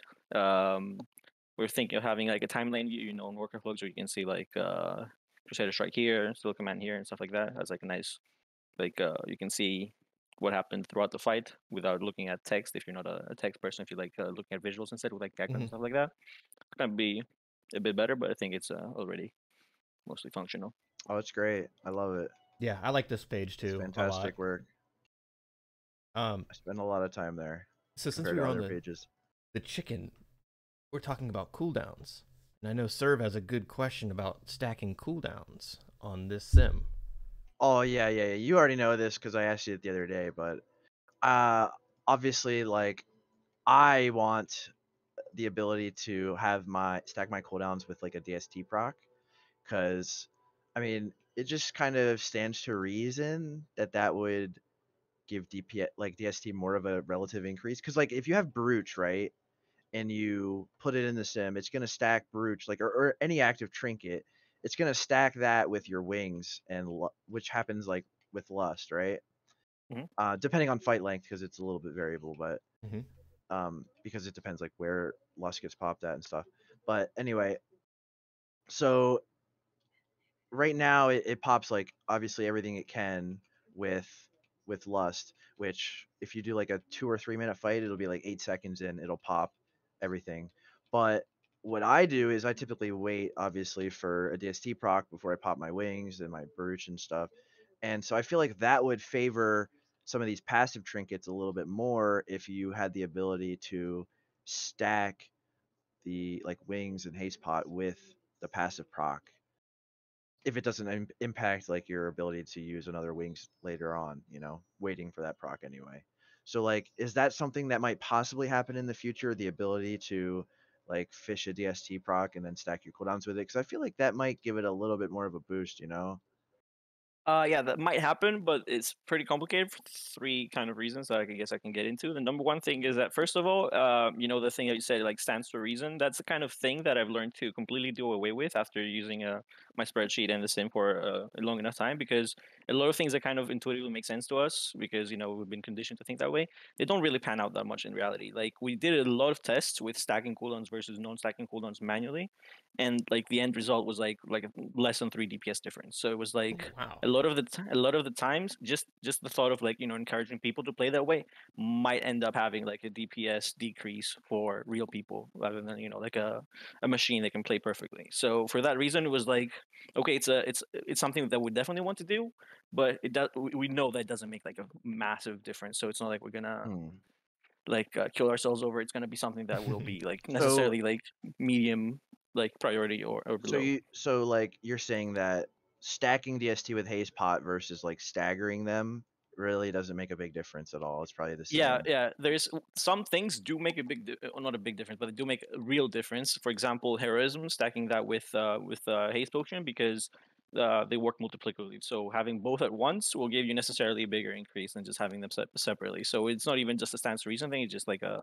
common math thing. However, it's like in practice, it's a lot smaller than what most people understand because it's like if the fight is I don't know like 3 minutes long and you have haste potion for 20 seconds along with heroism, it's not like the difference will be huge. That's the kind of thing that we intuitively kind of thought, and then the sim quickly disproved. Like for example, like the openers I was talking about before. Like what's better, like Crusader Strike opener or like Twist opener? It's like it doesn't matter. It's like 1 DPS difference, and it's like it's just so variable as well. It doesn't even matter. That's interesting. And the other things that I was going to mention about is, secondly, the other issue that you have is that it's a good idea, and we definitely do want to add some sort of cooldown stacking mechanism. Just if anything, just to check, does it make a difference or does it not? But the problem that we had is the thing I was mentioning before, where like some changes add a very big performance overhead. So I added, I like at first the sim would pop cooldowns at the first chance it could, and then it would just pop on cooldown, and that's the only cooldown stacking it did. Basically, just randomly would just pop them all at once. And when I added the cooldown manager, which tries to stack them together, that added like a full 1 second per 10k iterations, which is like it's slightly too big of an impact for the actual DPS impact it has. You know what I mean? So it's like it's kind of hard to balance both of those things at once. I think the biggest thing that I was thinking about in regards to this was obviously DST was a big like thing I was thinking about, but like Blackened Artist Sliver, right? If that procs, if you pop like a haze pot and your wings and stuff once you get a couple stacks, like that's got to be at least in my feels craft, it feels like it would be a difference because you're stacking it faster and you have all that extra AP and you're popping wings on top. Like it feels like it would be a big difference. I think you said feel so many times that a face mask probably is just pogging eye roll right now. She's super happy about it. But I mean, I don't know. That kind of makes sense to me. So I mean, that's more of like the item. That's one of those items where people, it's still kind of like not certain exactly how good it is yet, and that I feel like would have an impact. Maybe not a huge one, but it'd be something at least to look into, right? Yeah, it would. But and then there's the last thing that's probably like maybe the most important of things I mentioned so far. We have you don't really see it on the front end of the sim because we haven't really implemented anything like that. But we do have plans to add multiple tactics, which is how the sim actually operates, including like some sort of section where like you have like like perfect play and then like like average play, and then you can set like what your reaction time is and stuff like that. And one of the things about that is because the thing you just mentioned is like you don't really know when DST is going to proc or if it is going to proc in time at all. So it's like we could have the sim just like played super perfectly like that, but I don't know if that's really realistic. And I don't know if I want to push like numbers that are so unrealistic. You know what I mean? Even if it was like a 10 DPS increase, if it's only something that you can do by like predicting the future, I don't really know if I'd want to be like, okay, that's the thing. I think that will probably be saved for like the perfect play AI. You know what I mean? Just stacking it with like DST perfectly. Okay, yeah, that makes sense. That sounds really cool. It's already kind of cheating because it's like, how long does a fight last? Well, you've set it manually to have some variance here. If you see by default, it's set to 160 seconds to 180 seconds. How many uses of wings do you get? Well, in this specific scenario, like 1 tops. But if this was like 190, now you get 2 sometimes. So it's like basically the player in the sim has to be psychic to know exactly how long the fight will last in order to tell these kind of things. And it's like it gets really complicated at that point. I don't want the player to be psychic unless you have, as the person running the sim, have set him to be psychic. You know what I mean? I got a personal question here. Why is it milliseconds? Yeah, that's kind of a nerdy answer. I'd love to hear it. We've had it asked quite a few times. But basically, computers don't really handle decimal numbers very well. So, Gotcha. in order to avoid that issue, you turn decimal numbers into integer numbers. So instead of saying, I don't know, 1.674 seconds, you would turn that into 1674 milliseconds, and now the computer doesn't have to do decimal numbers anymore. Is that because of like rounding when you know? Yes. It's like it's because of rounding, and then like when you have to compare decimal numbers, it just becomes really messy. So as a result of that, internally it uses milliseconds. We do plan to change this input field so it doesn't. You don't have to be a nerd that knows about milliseconds. We do plan to change it to minutes and seconds instead, so it's more easily understandable. But that's why it internally runs like that. We just basically we just wanted to get the release version that we Yeah, because the timestamps are also milliseconds. So I just figured that was probably easiest to do. Yeah, exactly. I mean, it's easy to format it afterwards. Like if you already have this, you can format it to the correct number, but like we'd have to do a conversion here. We're kind of lazy. I got a couple questions here. Just my couple questions. I don't know if Serv has any locked up, but so, and I was asking it about it before, but before the podcast, the twist damage section, basically based on like the weapons and stuff like that. I know you had like a sheet that showed basically the weapons on how likely they are to twist, how much damage they do on a twist, and all that type of stuff. And that's kind of something I would mainly use for PvP, but I'm sure there are people out there that maybe want to know how much damage like one individual twist can do with one weapon. Yeah, I mean that's pretty easy to do. Basically, I already like the thing that you've seen probably maybe this question, the chart that I have with all of the weapons and how much damage they do. It's just a spreadsheet, which is really easy to make. It takes it took me like 5 minutes to make that spreadsheet, so it could be easy to implement here. I don't know if it's like 100% necessary, but maybe it doesn't hurt. Yeah, it's just a question. I was curious. And I know you were talking about a web version earlier, but I mean not earlier. We originally wanted to be a web version, yes? Yeah, people have actually asked this quite a few times. There is already a web version of the same. Like if you go on the main page, there's a little button here that says environments, GitHub pages, and what it will do is, if you click view developments, it will open the web version. However, it's been abandoned since October. It's not really functional. You can run sims with it, but as you can tell, it already looks kind of scuffed. Yeah. It has a gems interface, which is probably it kind of feels bad right now. The fact that the desktop version doesn't. But yeah, because we couldn't get the performance to be where we wanted it to be, it was taking like for my computer, which is pretty good, it was taking like 40 seconds per 10,000 iterations. Oof. And that's unacceptable to me. We're like, okay, we're gonna shelf this for now, and we're gonna come back to it later. There's been a new version of the framework that we use, so maybe we can check if it runs better now. But for now, it's not really good enough. Like if I hit the button, it's gonna take quite a while for this to actually. So at a later date, a perfected web version will be out. Might. I can't promise that. Might be. Like we're pretty happy with this version for now. I mean, if we end up it's been taking so long that my browser thought it was idling. If we could get the performance to where we want it to be, then yeah. Otherwise, like I don't know if you want to rewrite the entire program in a different language just to have a web version. It certainly has a nice UI. I do like the UI. I think a couple people in my chat were saying that too, that the UI does look a little bit better on the web version. But I'm sure obviously like that stuff is gonna probably come. I think it's mostly the gems that makes it look a little bit nicer, honestly. It's a little bit of color too. Not having to like hover the gems is nice. Like on the desktop version, you have to like hover the gems to see what they are. Yeah, basically some stuff like that is kind of easier to do on the web, like colors and stuff like that. It's a bit easier to do. Whereas we use the pretty old framework for the desktop version called WPF, which is not as easy to do pretty graphics like that. But we definitely do plan to make some changes like that to make it look better. Like it's a color scheme. It's right here. It's like pretty big that we don't want it to look scuffed wherever. Yeah. Just a little bit of customization, Yeah. A little bit of appearance change. I slightly have a meme question, but I gotta ask it because people have been asking and all that type of stuff. Spell power set or Ravager set in the sim? Is it occurring? Oh my god. Well, we don't even have consecrate yet, so. Oh no, dude.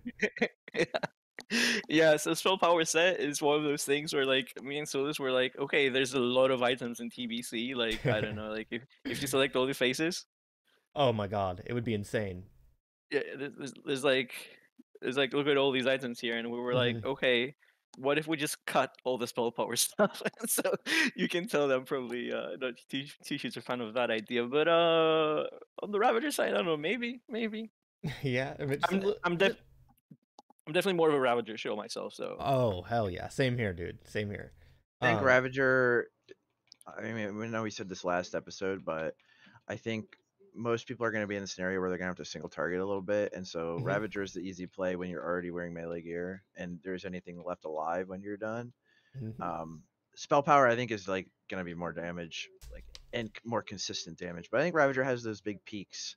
If you get like a good consecrate down and then you Ravager proc on top of it, like probably get a pretty big peak. But obviously it has to proc too, right? I mean, so that doesn't. Yeah, but I think to a big degree is also just a lot more accessible as well. It's like you don't really need a full set to get it to work. Just get Ravager, maybe some armor penetration in there, and you're good. Well, a lot of paladins already farm strat, and I mean it's not exactly a spell power set, but it has a good amount of spell power, so you use like a strat set for it. So on the topic of armor penetration, how do you feel about it? Or armor ignore? I apologize, armor ignore. You know, I've been looking at the numbers. People keep saying, you know, Torch of the Damned. I'm like, nah. You know where it's at. It's my boy Cataclysm Edge where it's at. It's right here. You know what? Armor ignore. That's what you want. In all seriousness, though, it actually ends up being a lot better than people expected it to be, or a little better than people realize it actually is, just because of how well it scales. One of the things that I actually manually took the time to add in the sim, even though it's completely 100% unnecessary, is this little tooltip here that tells you how much of a damage increase you get from armor penetration, because it ends up like becoming a pretty big amount just by having the free armor penetration we have on our gear, especially in like phases 4 and 5. Yeah, you get like 560 or something in phase 5. You get a decent amount just by like the random gear that you have that's already based. So yeah, and the cap's like 1708 for like a low armor, so you still have that like 1200 armor left on the boss, but that's that's pretty good. That's something. Yeah, so, I'm not gonna say that it's it's gonna change the universe or anything like that. It's not gonna be like a groundbreaking change, but I think it's better than completely awful that people thought it would be because of how far damage is holding and whatever. So you're saying you're gonna use Cataclysm's Edge over Torch of the Damned? I'm not legally allowed to do that. My girlfriend would divorce me if I did that, but she plays Armed Warrior in our guild, so I can't do that. That's but if a second one drops, maybe I'll think about what if I stack this number really high? It looks really nice, man. It's a great looking weapon for sure. Definitely. Yeah, that's the upsetting portion about it. I wanted to ask you about CS delay, obviously. So I know that you said that it's just the UI element, and I think you said it's already like kind of implemented. Like, obviously, the sim has its logic and it plays around that logic, but so in terms of that, like obviously like your CS isn't always going to be 6 seconds, right? It's because like it depends, like do you have the GCD and all this other stuff. But like I know you said you've done some testing into whether it makes a big difference or not, and like 1% of haste increasing your CS DPS by like 1% was like the math I came up to, and you said it wasn't really, it's kind of negligible. Can you maybe expand on that a little bit with the testing you did on that, and maybe talk about the plans for like a UI element for CS delay? Yeah. So when I first started working on the spreadsheet, not the same for TBC, and I was starting to implement twisting. First of all, I delayed the spreadsheet a lot. I was getting spam for like 3 months because I was making sure that the twisting was correct, and people were like, "Yo, why is the spreadsheet not out?" Turns out twisting is pretty complicated to implement in the spreadsheet. The thing that I found was that there will never be a time, obviously, that you perfectly do CS every 6 seconds. As you said, there's always going to be necessarily a delay. And in practice, what that means is that twisting will not ever be like a perfect like 50 DPS increase with no drawbacks. It's going to be a drawback in that you delay your CS, you delay your judgment, you delay some stuff, right? So the way that works will be the more you delay Crusader Strike, the less of a DPS gain twisting will be, and the other way around, obviously. And there's a few ways you can go about trying to calculate that, but I always felt that the easiest way, and honestly, as far as the sim itself is concerned, with the logic that it tries to do the rotation with, is through like a manual threshold for CS delay. Because basically, what you can do is you can check, okay, if I delay my CS by 3 seconds, I lose DPS even if I do like a twist every swing as a result of that, right? So what we did was in the code we set a variable that's like the value of how much you want to delay your Crusader Strike by. That's right now by default set to 0. So the sim will never ever delay Crusader Strike at all. It will basically be like, okay, this twist, this next swing that's coming up, my CS will be ready, so I'm not going to twist at all. But we did check some other settings to see, okay, what if I delay my my CS by, I don't know, 1200 milliseconds, so 1.2 seconds. And it turns out, you can get some extra DPS out by twisting on that swing, even if it means you delay your CS a bit, as you mentioned before. However, that DPS gain will be very small. It was like in our numbers, it was like 8, 6, 10 DPS. We could never get it more than 10, I believe, even no matter what number we did. But it is there. It is like a real number, which means that sometimes haste will allow you to delay CS more or less. And as a result of that, haste will be better in some specific numbers based on your weapon speed. So that's one thing that's definitely coming with the next version that we've been thinking about quite a while, which will probably go a bit more in depth than we should, in that the idea that we had is that the sim itself can actually calculate what's the optimal CS delay for you, because that's what a sim can do. Sim can do that. Like you just keep checking, okay, 2000 milliseconds DPS loss, 1900 milliseconds DPS gain, and so on, until you find like the actual optimal amount, and then the sim will tell you, okay, this is how much you can delay it by, and then you have an optimal rotation, I guess you would say. Yeah, I was gonna say, I think when I talked to you about this, I think you said the delta lies somewhere around 2 seconds, right? Or it should. I think it was like at 1.2 it becomes it becomes peaking, and then it's like there's some sort of variance between 1.2 to 1.6, and then after 1.6 it just starts tanking, and then 2.2 it's just a DPS loss at that point. So it's currently set to 0.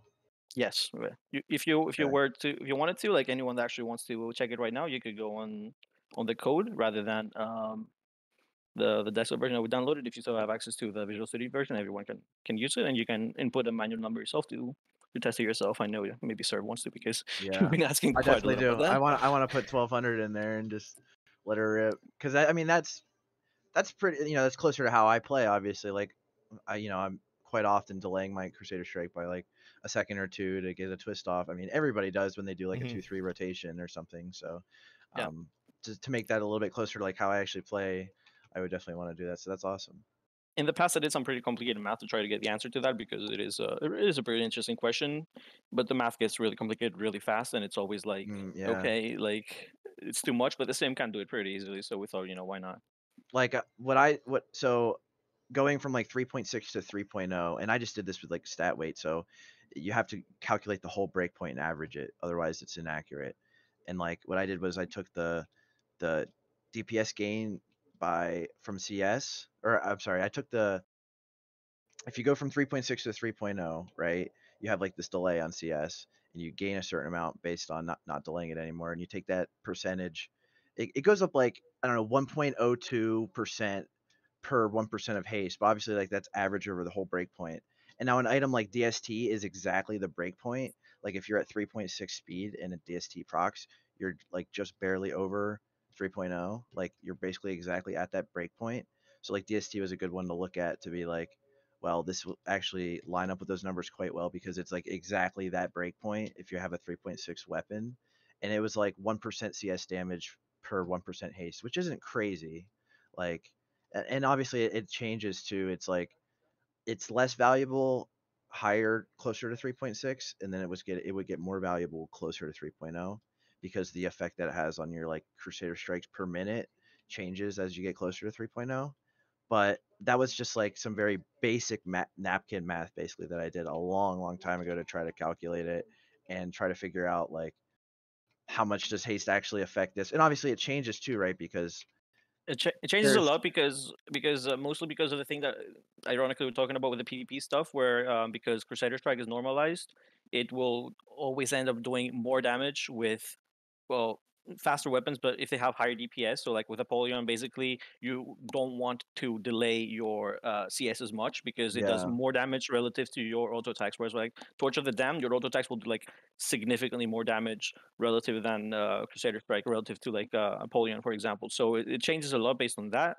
And the main thing that I was actually interested in is to see if there's actually just flat out linear relations between the like the delay, because like if it's not exactly easy to tell, then it's like it's also not really possible from a player standpoint to see, okay, if the optimal CS delay is, you know, like 672 milliseconds, but at 673 it's a DPS loss. It's like, what do you do with that information? You know what I mean? Yeah. It's also like there's points where haste will increase your CS delay because it'll push you into a different rotation where you twist. Like if it pushes you from like 1-2 into 2-3, then you don't gain a CS delay anymore. You gain twist ratio, right? So Right, right. it also changes in that regard.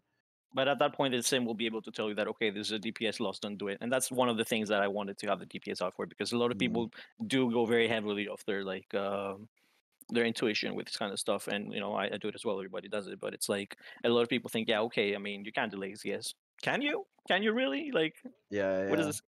What does the sim say? Is the answer to that to me now? I mean, that little section would be pretty cool to have, honestly. Just a little CS delay section. I'm sure Sir would spend a ton of time in that for sure. For sure, it would be sick.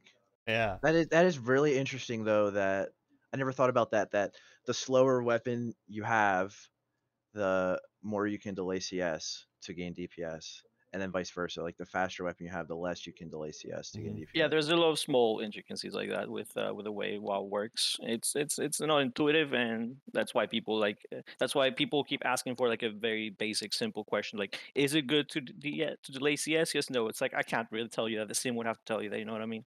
Yeah, that's why Maybe. like in the FAQ and stuff, I just put like you can delay CS up to 1 to 2 seconds to gain DPS for a twist, like stuff like that, where it's like it's not being super concrete about it for a reason, you know, because it depends. And I think at 2 it was a DPS loss for most of the setups that we tested out. So I wanted to ask you about some loot prio discussions, because obviously the sim, looking at all this different loot and how good it is for us, and talking to other classes about phase 3 loot, and a lot of other people have released like phase 3 best loot prio videos where they go over all the classes and who should get what first, and I haven't found one that I agree with yet, to be quite frank. I think Zatar's was pretty good. I don't know if any of you guys seen these videos, but they're pretty popular. People be Which talking one? about them. Zatar came out with a video where he goes over the like rogue guy, right? yeah, he does like every item and he goes through like who should get priority on it. And I think it's pretty good for like a casual guild. I think like most guilds could go with it, and it would be great. I don't think it was because speedrun based. Yeah, agreed. it's not like pure DPS game based or anything. It's more like well, like for example, he has like the spell haste healing rings going to Resto Druid first, because if they get enough spell haste, they can get like an extra life bloom in their rotation, right? Which is good. It's very good. But like, would you prior that over like a shaman or a priest who is going to get more healing output from that ring, you know, until the Resto Druid hits that breakpoint, and maybe even then. So it's like, you know, it's that kind of stuff. And then there's also Sarth's video, which pretty much just said give the hunters everything. So Yeah. I It's watched the that one spreadsheet. live. Was it the one with the spreadsheet that's like give warriors war glaive because warrior is the best DPS class or whatever? Yeah.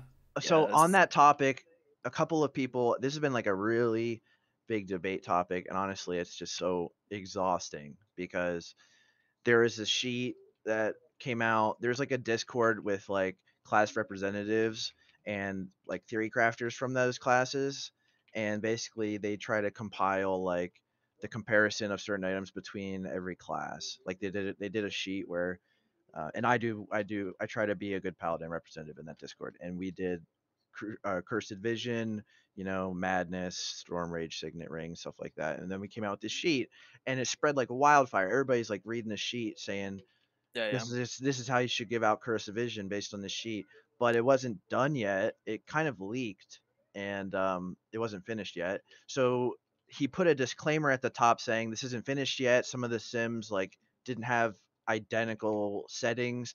some of the sims don't actually have the functionality to do identical settings, like with exposed weakness uptime, right? Half of the sims just can't do anything less than 100% with that, or change the agility. So it's like, you know, that it's just like it wasn't perfectly accurate. We wanted to make it better, and we were also waiting on madness data to come in because that'll skew everything if madness is a lot better or worse, right? I'm fairly sure we have the data on it already. I think it was in the early data mine that happened during the beta. I think it was in already. Like what data in specific are you talking about? Like the PPM, stuff like that? Yeah, the PPM for madness. I mean, they're still trying to figure it out, but I think they're going with 1. Yeah, I'm like 99% sure it was 1. There was like a whole elitist jerks thread about it, where it's like, Yeah, and it ended up like being true by the beta leak at the start, because they were just Blizzard didn't like protect it. pouring through phase 3 like PTR log data to try to say like, okay, it is 1. Like, I know there's all this data that said it should be 1, but they were just like really trying to nail it down to say it is 1, because like if madness is really good, then that's going to make, for like Fury for example, they have, I think their tier helmet has armor pen on it, and like if madness is better, then it's going to make that helm better in regard like versus Curse of Vision. So like they were waiting for that data before they finished it. They were trying to eliminate any like variance and all the parameters being used across all these sims, because like, you know, you look at some of these numbers and it has like enhanced doing like some crazy damage, Yeah, like more 40 or something. like more than a Fury Warrior single target and stuff like this. Like, because you know every sim is different, and it's like some of them are more accurate to like real life in-game DPS than others. Some of them are more accurate to that regard. Like the Rogue one is actually really good because it's insanely accurate to the in-game DPS that you're actually going to get. So you know, there's all these different like factors that made it inaccurate, and we're trying to like eliminate them. But before we, you know, we still haven't released like the next version of it, but it already spread like crazy, and all these like streamers are like Yeah. showing it off on stream. I know Sarth did a live stream where he showed it off, and so there was this whole situation that a lot of people got upset with Sarth because he had this loot prio stream, that he turned into a YouTube video where he talks about basically giving hunters everything that they want Yeah. because they really need the hit from Curse of Vision. And like, I understand that argument, but like also it doesn't matter if it's got hit that you need on it or anything. It's like the DPS gain that you get from it is what it is. Like, why do you get hit? You get it to gain DPS. Like, you know, if you might need that hit, but it's still only like a 13 DPS or whatever. So at the end of the day, Yeah. anyway, so a lot of people got upset with Sarth because he took our sheet, and he removed the disclaimer from the top, and he edited the hunter DPS number. He changed it from 13 to 19. And so all of a sudden there was this Sarth sheet going around that said hunters are now top 3 for Curse Vision. They're right there with Fury on Yeah. single target, and the only person better is Enhanced basically.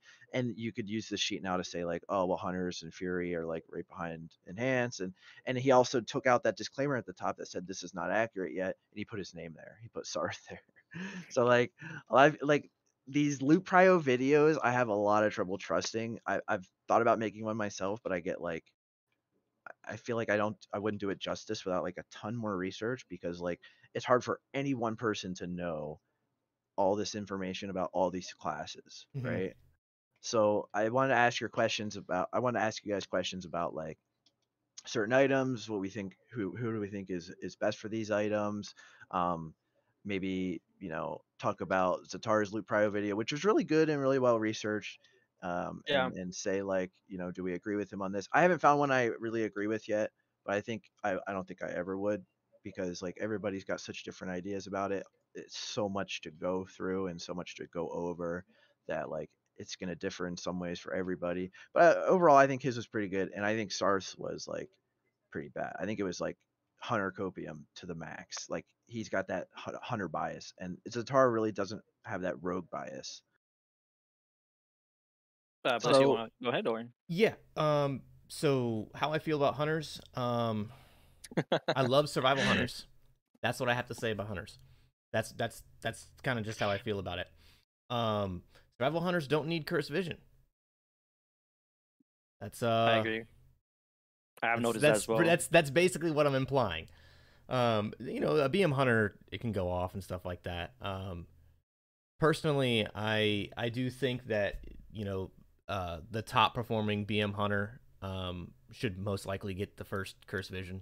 I mean, you know, if your BM hunter is a pumper, I would probably let, you know, go with that. But going through like a speed run scenario and stuff like that, I think you got to give it to the Fury. I think you got to give it to the Enhance.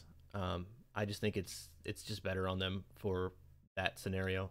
I would love a cursed vision personally, but I don't see myself getting one before maybe the 5th or 6th, honestly. I know I'm no GM like Pride is, but Oh no.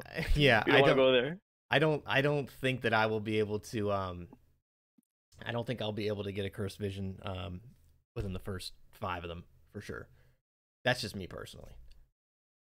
I don't want to go there. My guild's racist towards Red Paladins. They always give me stuff last. It's the Really? worst loot council in the entire world. Yeah. You're not I don't even know what to you're say. not even in the loot council? No, I am in the gold, but I only have one vote. Like. Oh man, That's funny. Still having trouble picking up the cursed vision though, yeah. I mean, we're more on the casual side, so I don't think we're gonna super sweat about it. I think probably gonna pick up one of the first ones because, you know, like I am one of the bigger pumpers on the physical side, but Oh no, I think, yeah, this conversation is part of the reason why I've been like very very careful with a lot of this stuff. Like that's why like people are pushing me for like DST numbers before the spreadsheet was ready. It was like, just chill. It's like it's there's so much misinformation going on, and I feel there's a really bad incentive for this type of stuff. Where, you know, like the SARS I've talked about. I mean, he has a very clear incentive. There's a whole bunch of people are playing Hunter and Warrior, right? So if he puts out a video that's like, yo guys, actually fucking Cvos is like the best item in the game for us, we should have it first. It's gonna get a whole bunch of clicks, a whole bunch of views, right? So suddenly it spreads like wildfire because, yeah, there's a lot of hunters. So it's like, it's I don't know. I try to think of it this way. It's like the performance first type of thing. I think it holds a lot of merit with like the DSC thing that we had going on at the start, where like maybe it's 32 DPS for us, maybe it's 37 for Fury. But in the end of the day, who doesn't really matter. But I think as soon as you get into like the super scummy stuff that Serv mentioned earlier, with like, you know, like pushing the spreadsheets that have like a disclaimers of just to say, yo, it's actually like better than rest for us now. Even though like when I did get access to that spreadsheet, it was clearly showing that hunters were like lower than reds Yeah, on the Cvos thing. So it was like, no, okay, yeah, they were until Sarth changed it, but you know, yeah, whatever. we definitely we get a nice DPS jump from it and for and sure. and also that comparison is being very charitable to other classes, because for Ret, that assumes that we have Choker of Endless Nightmares in our next slot, which Yeah. probably nobody's gonna have. So I Um, mean, that's like our best case scenario, and it's not even likely. Like if you looked at Curse Vision on a Ret versus like just having to get your hit from the Helm enchant, it's like 27 DPS, which is obviously quite a bit more, and puts us right below Enhance as like number 2.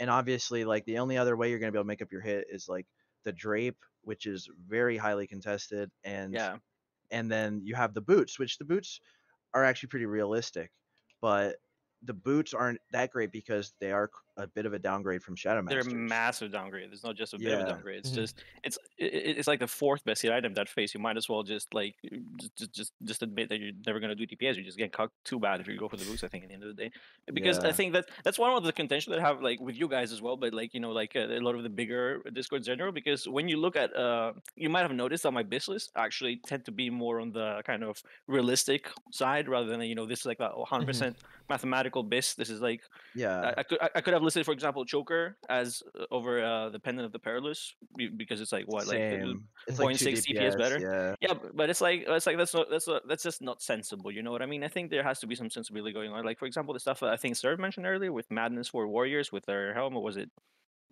Blayst? I don't remember which one of you mentioned it, but it's like, Serve, yeah. when you have such a strong option on your hands where you can't take, you know, this less contested item and go with Madness that pretty much nobody else is gonna want, why would you not do that? Why would you go for the Cursed Vision route, just then, you know, completely cuck everybody else out of it? You know what I mean? Everybody who can't be using Yeah. else like that.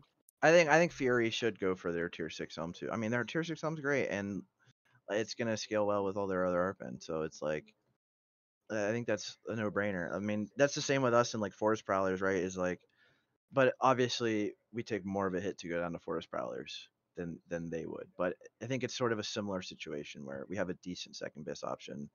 Um, so I'm not like It, it's begging decent. for top prio on Cvos because I have a I feel like decent it's second best. decent, but at the same time, you have to make a pretty big move into the territory that of other classes, basically, in order to make out for the lossy. Because like the neck and the cloak, I would never touch it. Right? It just feels so bad. It's like Yeah, I that's would the issue. you're realistically not going for the forest prowler shim. I think you're realistically going for the Illidari Shutter or Solmo, whatever. And just Realistically, sit over the hit cap. Ouch. Mhm. yeah, exactly. It's just a bad situation for us all in all. Whereas if like somebody else has a better option, like I remember distinctly the note that Warriors had was that like the gloves plus forset is strictly speaking better for them in some situations, but because like their tier is contested, they choose Curse Vision instead. I'm like, what? What? What is a what? Yeah, that just made no sense to me. I don't know. Just Warrior I fucking thought propaganda it stuff. was. I thought CV was just best. First I vision, thought so rather. too. Yeah. But it's like I don't know. It's the people that I talk to in that Discord where we go over the sheet. Like CV is best according to them. It's like 19 on single target or something. But this four piece is obviously like very very good. Or the helm is obviously like very very good Mhm. and very pretty close.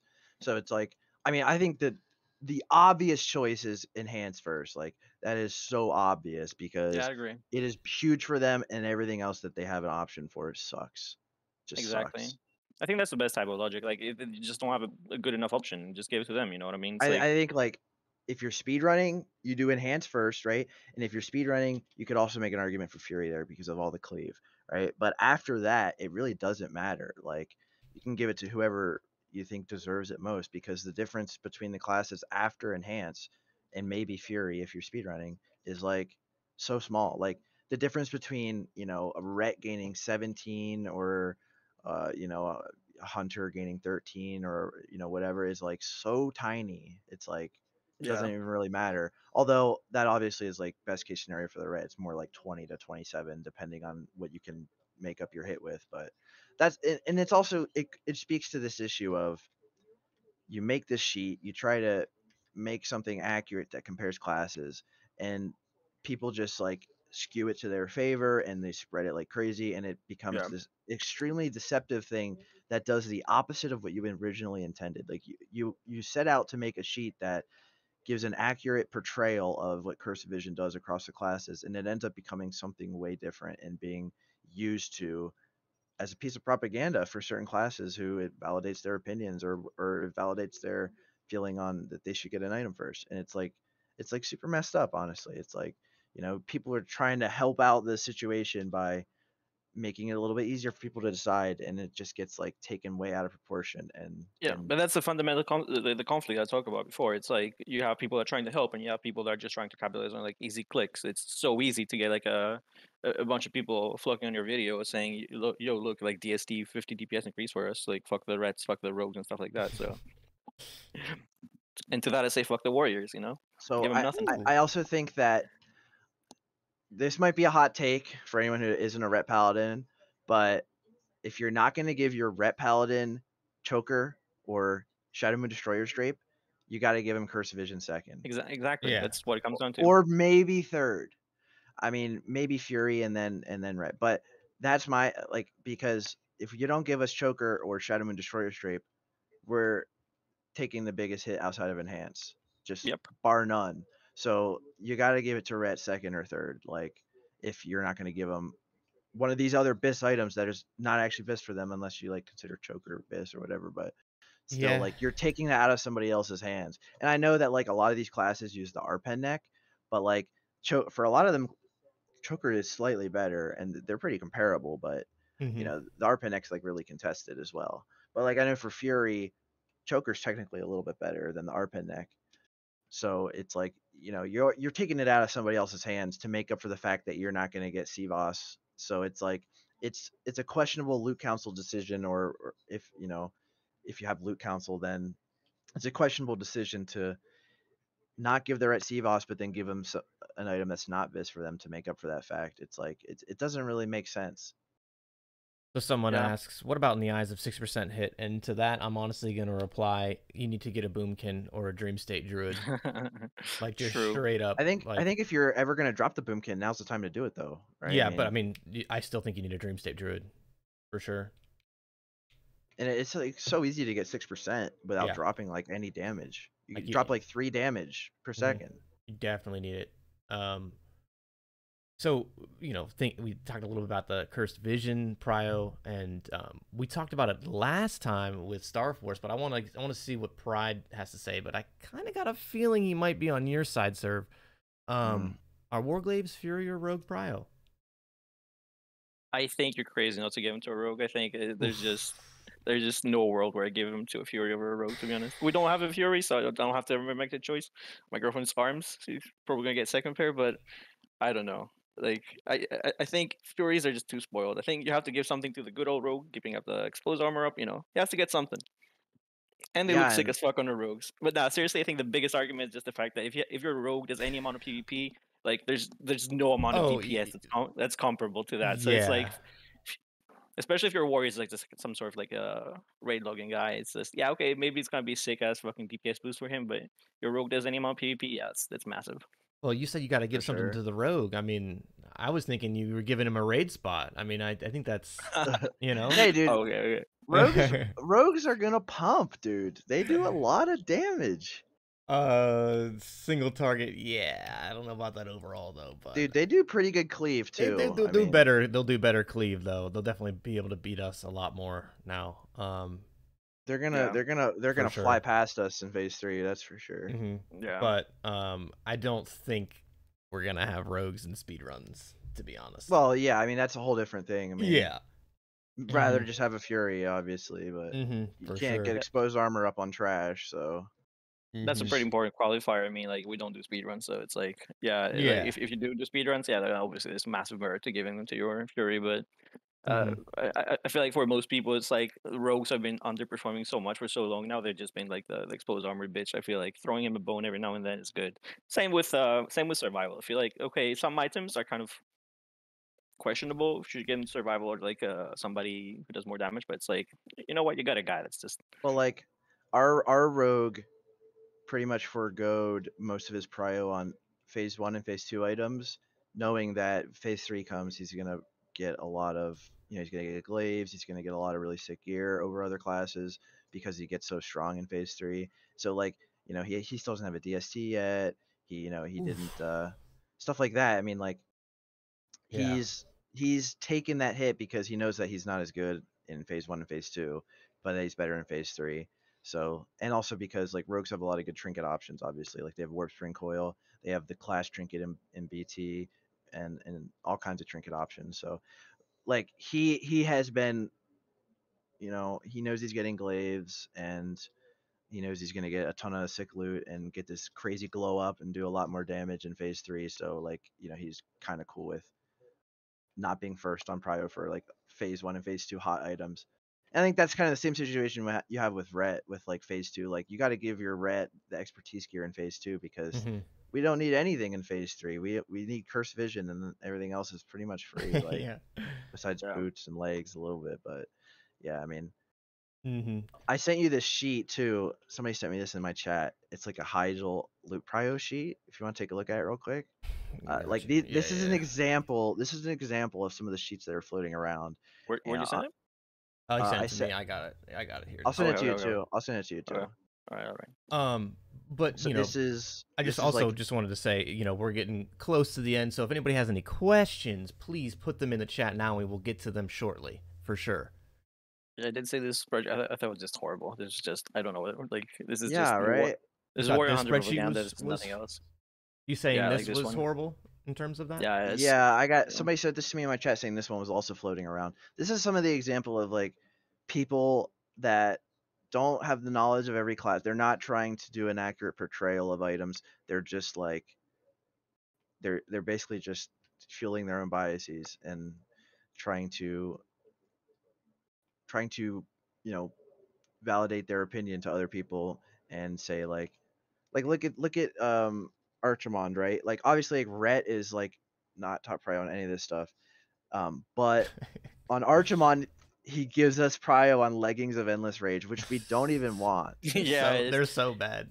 But Yeah, like a Fury could actually use those if they don't have Divine Retribution Mhm. or an Arms, yeah. right, for the hit, because they can I think actually they use the hit. realized. I think they realized they were a bit like tipping the scale a bit too much on the warrior skill, so they just gave us all the garbage. I think if you look at all the items that it has like red as like number 1 or number 2, and the priority, it's all like complete garbage that we will never use. It's Yeah, like or a kind like of a pattern. look at Bow Stitch leggings. We're last.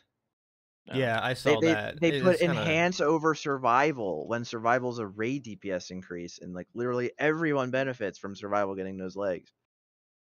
yeah. I personally am a survival first on the legs. Yeah, for Chill. sure. I think survival, and then after that, it's like enhance and red are pretty much equal. Yeah. That's what Obviously, like if you're still using Shatrith leggings, like your loot council probably looks at that and be like, okay, this guy's still got Blue Quest leggings on. Probably get a good shot at that, but I'm actually gonna go for the tier 6 legs for my set, but oh yeah, it's there. I mean, it's not too much worse than Bow Stitch. Like if you use the 2-piece, it's not too much worse. It's like 17 to 25 DPS worse than Midnight and Bow Stitched. I think I saw. The reason I was doing that is legitimately just for speedrunning. I mean, like I feel like that's just way better. Are you guys actually getting into the speedrunning thing now? Yeah, for sure. Yeah, definitely for speedrunning, you're gonna want that. Yeah. So I mean, chest and legs, I think, is something that I'm gonna be going after for sure. Yeah, same. Especially since the chest is like just about equal. It's like, why not? I mean, like, okay, maybe you want to take it after your warlocks that don't have the vestments, but yeah, like it's this, just or like Shadow Moon Destroyer's cape right here. I mean, we don't even really need it, you know? Like, why are we so high up on here? I mean, we could use it, but why? It just seems like look at this priority for Chronicle of Dark Secrets. You got Boomkin, Ellie, Destro, Arcane. Oh, they're equal. I see. Okay, everybody's okay. That makes more sense. Never mind. I was gonna say putting Boomy first and then Ellie. Okay, never mind. That makes a little bit more sense. Yeah, I mean, dude. Well, Shadow can't use Tempest of Chaos, right? So they should be giving that to a Boomkin first, man. Shadow can only use. Well, yeah, but they're equal signs. That's yeah. I know. But no, Shadow can't use Tempest of Chaos, so that makes sense. They can only use the dagger from Nagentis, which is like basically a Fang of the Leviathan, if I remember correctly. But no, I mean, I just wanted to bring this up because this is literally like, people make these kind of sheets and spread them around, and like they're always so off in so many ways, and like I don't understand. It's honestly like at this point, if you're like a raider or you're like a loot council member, you should not take any of these. But many will as your information. Like you should never trust any of these. You should just talk to your guild, your people in your guild, ask them how good things are for them, see how well they know their class. Maybe download the sim yourself and run stuff like that. But like you cannot trust any of these content creator videos because like they're always so off. Yeah. So we had a question about why the tier legs for speedrunning, and that's literally just for the phase 2 bonus. Just a little bit more mana regen. Yeah, the 2 set during trash. So a little bit. People keep saying that it's not a little bit at all. It's like it's gonna be your number 1 or your number 2 source of mana regen while you're using it. Dude, I'm very excited to see how it's gonna actually play out. It's gonna be a lot. I mean, it was 50 MP5. Yeah, it was 50 MP5 without the twisting, based on some Wowhead data. So. First of all, you're super gonna miss it on what's the name? Is it Asgal or is it the one after that? The guy that drains your mana and kills you? Kazragal. I mean, Mother. That's the one. Is especially Mother because she burns your mana too, and you have like Shadow Resist gear on, so you have like less mana. Yeah. So, especially on those two, it's gonna be massive, and then I think for everything else, it's just so good to have, especially for trash as well, obviously. Yeah, and it's kind of easy to get to. So someone asked that you guys mentioned, you needed the helm, neck, cloak to fix for the hit. Why not use the plate boots? Why not use the plate boot? Well, they are just such a downgrade over Shadow Masters. You can, but they're like your 4th best option for getting that hit. I mean, they're like down there with using Swift Steel Shoulders. Like that's how bad they are over Stranger. So it's like it's not just about Dread Boots being a good upgrade over War Boots of Obliteration or whatever, and being a solid, easy choice for us to get. It's also like you're comparing it to Shadow Masters, which is our best, which is just a lot better, so much better. I feel like if your guild's like, okay, you're not getting Cvos, you're not getting neck, you're not getting cloak, you're not getting the ring. Like at that point, you might as well just, okay, what am I doing this face? Like, okay, see you guys. Yeah. Like, see you guys And in phase like 4 or something. like if you're basically if you are told you're gonna get drip boots, then basically your guild's telling you you're not getting Cursive Vision or Shadow Master's boots. So like at Yeah. that point you're just totally cucked. I mean, What are you even getting at that point? and I know Choker is like BIS for a lot of classes, but Choker isn't, it's not as contested as I originally thought, because a lot of these classes like Hunters do use the RPen neck, and like, in other classes that, like Enhance or Fury, like the RPen neck is close to Choker for them. So it might be a little easier to get Choker than I originally thought. But, at the same time, this is like planning around taking a BIS item that's not BIS for you because you're not getting Cvos, when you can make a really good case for Cvos for Ret by saying, look, I mean, my only other option is Choker, basically, or Drape, and without that, I'm almost in as bad of a position as Enhance is, with like a 27 DPS loss by not having Cursive Vision. If I have to get my hit from my Helm enchant, it's a huge difference. It's not like this is comparable to other classes thing. It's like it's a way bigger impact for us outside of like Enhance. Yeah, it's a really simple case of like, there's no good options for us besides those 2 items really, and you don't want to take them either. So like, what do you do? I think if you're not getting any of those, I feel like you're being like cornered into like a position where like your DPS is just gonna fall off constantly, because now you have nothing. Now your damage looks bad, so now everyone's like, okay, why would we give this guy items? He's doing no damage. Yeah, no shit, man. Like, you haven't given me anything. Like, oh, I got the torch this phase. That's nice. We've been asked Ravager Theorycraft, but we already did that. We already did Ravager Theorycraft. Did a little bit of that. We did do that, yeah. It'd be fun to have it on the sim for sure. It would be a fun thing to have on the sim. Just the little. It is already in the sim. It's just only in the visual. I want to ask cool. Only visual. I want to ask you about Stormrage Signet, because I looked at it, and if you do, let's say you can't get Duplicitous Guys or something, well, if you have enough Stormrage Signets, you could do. I guess this is actually not even realistic, because you have to get Coif of Illyria, which is like insanely hard to get. But I ran the sim a couple times. I was looking at phase 5 gear, and for 3% hit, of course, you can use Stormrage Signet ring over the Twins ring, which is like an easier ring to get. And you don't have to use Guys anymore as your headpiece for hit. You can use Coif of Illyria, and it's pretty close. Yeah, and you have like almost the same RPen too. So the main logic was that you're gonna keep doing Illidan for the rest of the time anyway, because you want the Warglaives, presumably. Yeah, so it wouldn't be that hard to get the ring, right? You're almost definitely getting the ring. It's almost definitely going to be part of the 6% hit for phase 5. It's 100% in, and then for the 3% set, it will 100% depend on which item your guild will allow you to get, first of all, and B, what order you're getting. I mean, like, Duplicitous Guys is really good, but it's like, what, like 7 people in your guild want it, so it's gonna be kind of rough. I think you definitely want the ring if you can grab it for free. I think Guides is only us and Rogues, right?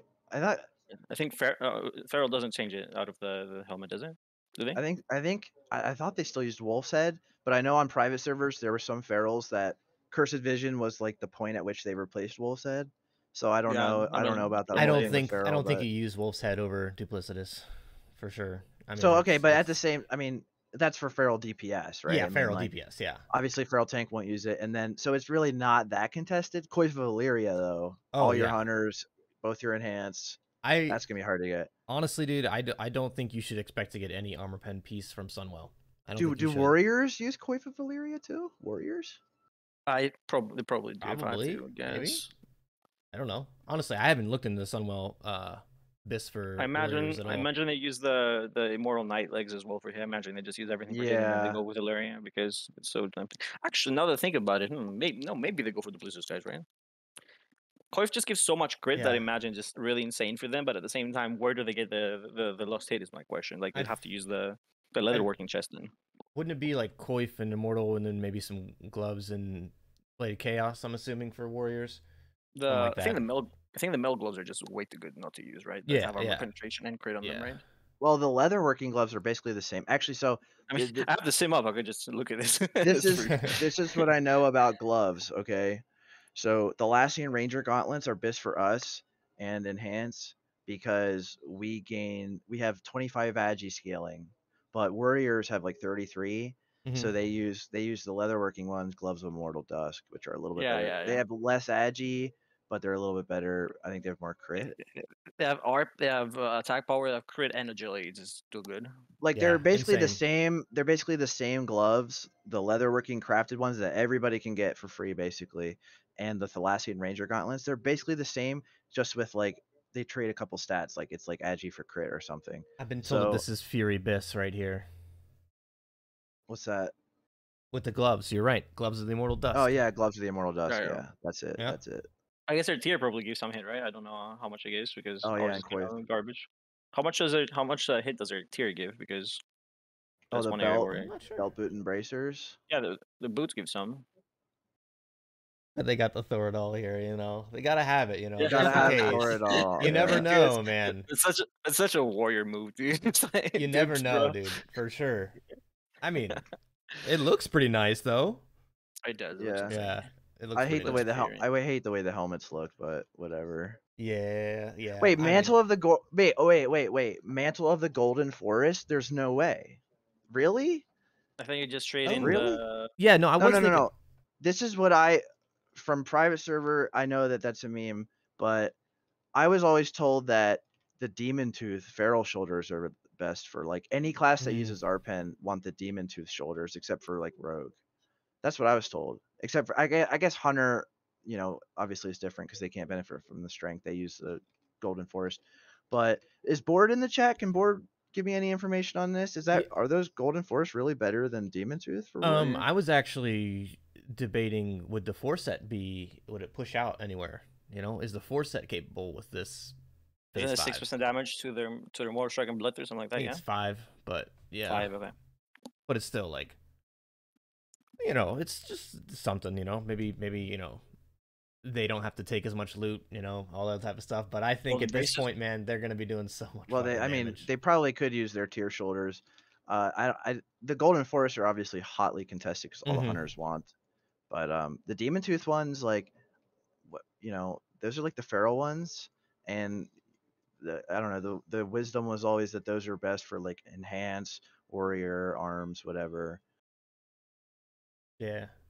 It's just like strength, agi, and RPen in 2 slots, but it's like Shoulder really options good. very close. Yeah, I mean, you know, it's basically down to, you know, what's best for the raid at that point. You know? Yeah. True. Yeah. But I appreciate both of you being here for sure. Pride, thank you, my man, for coming in here and talking the RetSim with us and a little bit of tier 6 loot prio, man. I appreciate it heavily. Yeah, it was good being here. It was good finally getting to talk to you. Like we've been speaking for quite a while, but I guess completely different when you talk to someone this kind of format. I guess. Oh It's yeah, nice, definitely. getting a chance to Yeah. talk to both of you. I'm sure we'll have you on again in the future for sure. Oh, for sure. Absolutely, man. If you're down for that, sure. we would love to have you again for sure. Is there anything else you want to, you know, end with? Anything you want to leave everybody else with? Anything, you know, your socials, any of that type of stuff? Yeah, first of all, just to reiterate, okay, fuck warriors, fuck hunters. Number one, get it out of the way.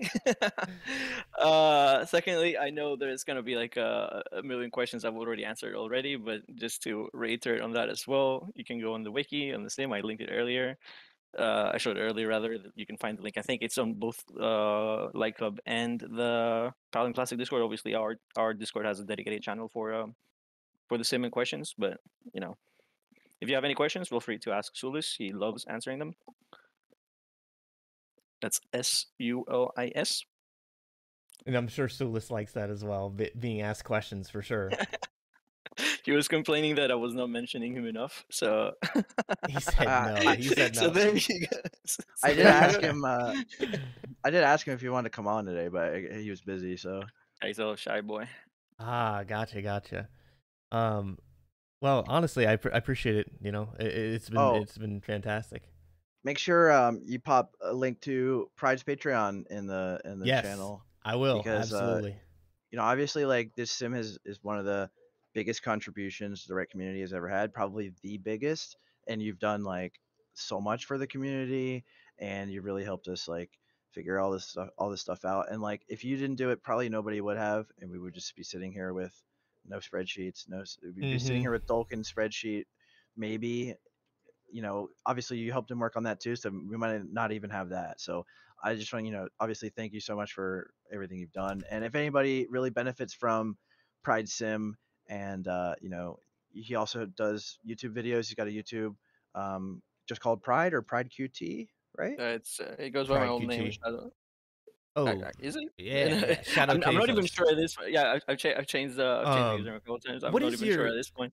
What is your Patreon? I don't have the link for that. I'll just put that in the chat. It's Pride QT. I can link it in the chat myself. Yeah, Patreon. Patreon.com/PrideQT. Yeah. No, I will definitely have that on the videos as well. If you but if you appreciate what he's done for us, then definitely shoot him a couple bucks. You know, say thanks. I should probably have the server plugging my stuff every video. I think it does a better job than me. Honestly, I'm not really good at advertising and stuff. It's like so. You say you're Greek, right? Yeah, I am. I have to ask you real quick. Have you ever heard of Stelios Kazantzidis? Yeah, of course. Kazantzidis. Yeah. What do you think of the song "F You Gay, F You Gay"? It's fucking great, right? that's some boomer stuff. That's okay. All right. No, I was watching. Like my dad would listen to. Oh man. I was watching The Wire, and in The Wire, obviously a show about Baltimore like drug stuff, and there's like the Greeks, which are like they're like these high level drug distributors or whatever, and they listen to that song. They listen to that song in the one episode. Like they're super Greek, and they listen to that song in the one episode, and I was like, wow, this song's amazing. Like it's so good. Yeah. It's like there's a lot of Greeks in the U.S. obviously. So like they immigrated to like I don't know like the 50s and the 60s when like that type of music was like its pinnacle. It's like the old type of like folky music.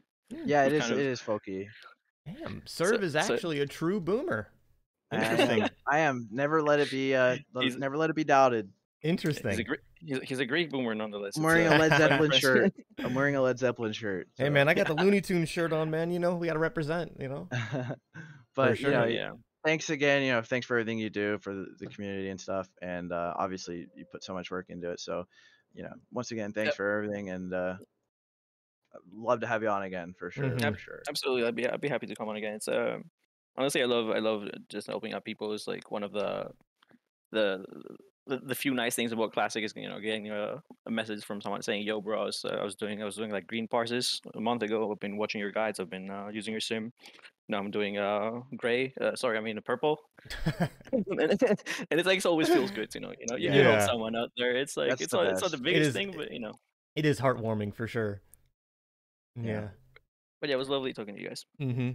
Well, I appreciate it, guys. And if anybody is here watching this will be posted to YouTube shortly, both mine and Serv's YouTube.